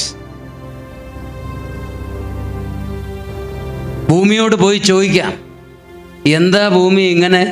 ഓ എന്നാ പറയാനാ, പറ്റിപ്പോയി, തീർന്നു വേടാവേ, ഒന്ന് തീർന്നു കിട്ടിയാൽ മതിയായിരുന്നു. സ്തോത്രം. നമ്മൾ ഈ കടം കൂടി ജപ്തി വരുന്നതിന് തൊട്ട് മുമ്പ് കർത്താവേ നീ വന്നെങ്കിൽ കൊള്ളായിരുന്നു എന്ന് ആഗ്രഹിക്കാറുണ്ടല്ലോ. എന്ന് പറഞ്ഞ പോലെ ഒന്ന് തീർന്നാ മതിയായിരുന്നു, ഒന്ന് അവസാനിച്ചാൽ മതിയായിരുന്നു. ഞാൻ സഹിച്ചു മടുത്തു. പക്ഷേ ഈ ഭൂമിക്ക് ഇരുട്ടിൻ്റെ വലയം കാരണം കാണാൻ കഴിയാത്തൊരാള് ഈ ഭൂമിക്ക് ചുറ്റും ഇങ്ങനെ കറങ്ങി നടക്കുന്നുണ്ട്. ആരാ? ദൈവത്തിൻ്റെ പരിശുദ്ധാത്മാവ്. ദൈവത്തിൻ്റെ പരിശുദ്ധാത്മാവ് ആഴത്തിന്മീതെ പരിവർത്തിച്ചു കൊണ്ടിരുന്നു. കോഴി മുട്ടയ്ക്ക് മീതെ അടയിരിക്കുന്നത് പോലെ അത് കേടുവരാതെ അതിനകത്തു നിന്നൊരു കുഞ്ഞ് പുറത്തു വരുന്നതിന് വേണ്ടി കാത്ത് ഒരു കോഴി പൊരുന്നിരിക്കുന്നത് പോലെ പരിശുദ്ധാത്മാവ് ഈ തകർന്നു നശിച്ചു കിടക്കുന്ന ഭൂമിക്കകത്ത്, ഭൂമിക്ക് ചുറ്റും ഇരുട്ട് മാത്രം കെട്ടി നിൽക്കുന്ന ഈ ജലത്തിന്റെ കനത്ത അടരുകൾക്കകത്ത് ഞെരുങ്ങി തകർന്ന് വീർപ്പ് മുട്ടിക്കിടക്കുന്ന, പ്രതീക്ഷകൾ നഷ്ടപ്പെട്ട, സ്വപ്നങ്ങൾ നഷ്ടപ്പെട്ട, ഭാവി സങ്കല്പങ്ങൾ നഷ്ടപ്പെട്ട ഈ ഭൂമിക്ക് ചുറ്റും അങ്ങനെ പൊരുന്നിരിക്കുകയാണ്. ആര്? പരിശുദ്ധാത്മാവ്. ഭൂമി പറയുന്നത് എന്താ? തീർന്നു. പരിശുദ്ധാത്മാവിനോട് ചോദിക്കാം, അങ്ങ് എന്തിനാണ് ഈ ഭൂമിക്ക് ചുറ്റും ഇങ്ങനെ വ്യാപരിച്ചു കൊണ്ടിരിക്കുന്നത്? ഈ ഭൂമിക്ക് പ്രതീക്ഷയ്ക്ക് വകയില്ല, അതിൻ്റെ കാര്യം തീർന്നു. ഇപ്പം പരിശുദ്ധാത്മാവ് പറയും, ഭൂമിക്ക് പ്രതീക്ഷ തീർന്നു കാണും, പക്ഷെ എനിക്ക് ഭൂമിയെക്കുറിച്ച് പദ്ധതികളുണ്ട്, എനിക്ക് ഭൂമിയെക്കുറിച്ച് പരിപാടികളുണ്ട്, അവന് പ്രതീക്ഷ തീർന്നു കാണും, പക്ഷെ എനിക്ക് അവനെക്കുറിച്ച് പരിപാടിയുണ്ട്, അവൻ്റെ തലമുറയെക്കുറിച്ച് പരിപാടിയുണ്ട്, അവൻ്റെ ഭവനത്തെക്കുറിച്ച് പരിപാടിയുണ്ട്. സഭയ്ക്കകത്തുള്ളവർക്ക് പ്രതീക്ഷ തീർന്നു കാണും, പക്ഷേ സഭയെ ദേശത്ത് വെച്ച എനിക്ക് സഭയെക്കുറിച്ച് പരിപാടിയുണ്ട്, ശുശ്രൂഷകരെ കുറിച്ച് പരിപാടിയുണ്ട്, ദൈവജനത്തെക്കുറിച്ച് പരിപാടിയുണ്ട്. അങ്ങ് എന്താണ് ചെയ്യാൻ പോകുന്നത്? 1:11 വായിക്കാം പ്ലീസ്. ഉൽപ്പത്തി 1:11. ഭൂമിയിൽ നിന്ന് പുല്ലും വിത്തുള്ള സസ്യങ്ങളും ഭൂമിയിൽ അതത് തരം വിത്തുള്ള ഫലം കായ്ക്കുന്ന വൃക്ഷങ്ങളും മുളച്ചു വരട്ടെ എന്ന് ദൈവം കൽപ്പിച്ചു. മുളച്ചു വരട്ടെ എന്ന് ദൈവം കൽപ്പിച്ചു. അങ്ങനെ സംഭവിച്ചു. അങ്ങനെ കൽപ്പിക്കാനുള്ള ദിവസം വരുന്നത് നോക്കിയിരിക്കുക. ആര്? പരിശുദ്ധാത്മാവ്. ആത്മാവിൽ അവൻ ചെന്നെങ്കിൽ ഇന്ന് ആത്മാവിൽ ഇവിടെ വന്നിട്ടുണ്ട്. സ്തോത്രം. ശരീരത്തിലല്ല, ആത്മാവിൽ അവൻ വന്നിട്ടുള്ളത് വെറുതെ അല്ല. അവൻ വന്നിട്ടുള്ളത് ദൈവജനത്തെ നശിപ്പിച്ചു കളയാനല്ല, ദൈവത്തിന്റെ ഓഹരിയെ നശിപ്പിച്ചു കളയുവാനല്ല, ഇടിഞ്ഞ ഇടിവുകളെ പണിതെടുക്കുവാൻ അവന് പരിപാടിയുണ്ട്. അതത് തരം വിത്തുള്ള സസ്യങ്ങൾ ഒരിക്കൽ ഇവിടെ എന്താണോ മുളച്ചു വളർന്നു നിന്നത്, ഏതൊക്കെ സസ്യജാലങ്ങൾ മുളച്ചു വളർന്നു നിന്നുവോ അവയൊക്കെ മുളപ്പിക്കുവാൻ നമുക്ക് എഴുന്നേറ്റ് നിൽക്കാം ദൈവസന്നിധിയിൽ.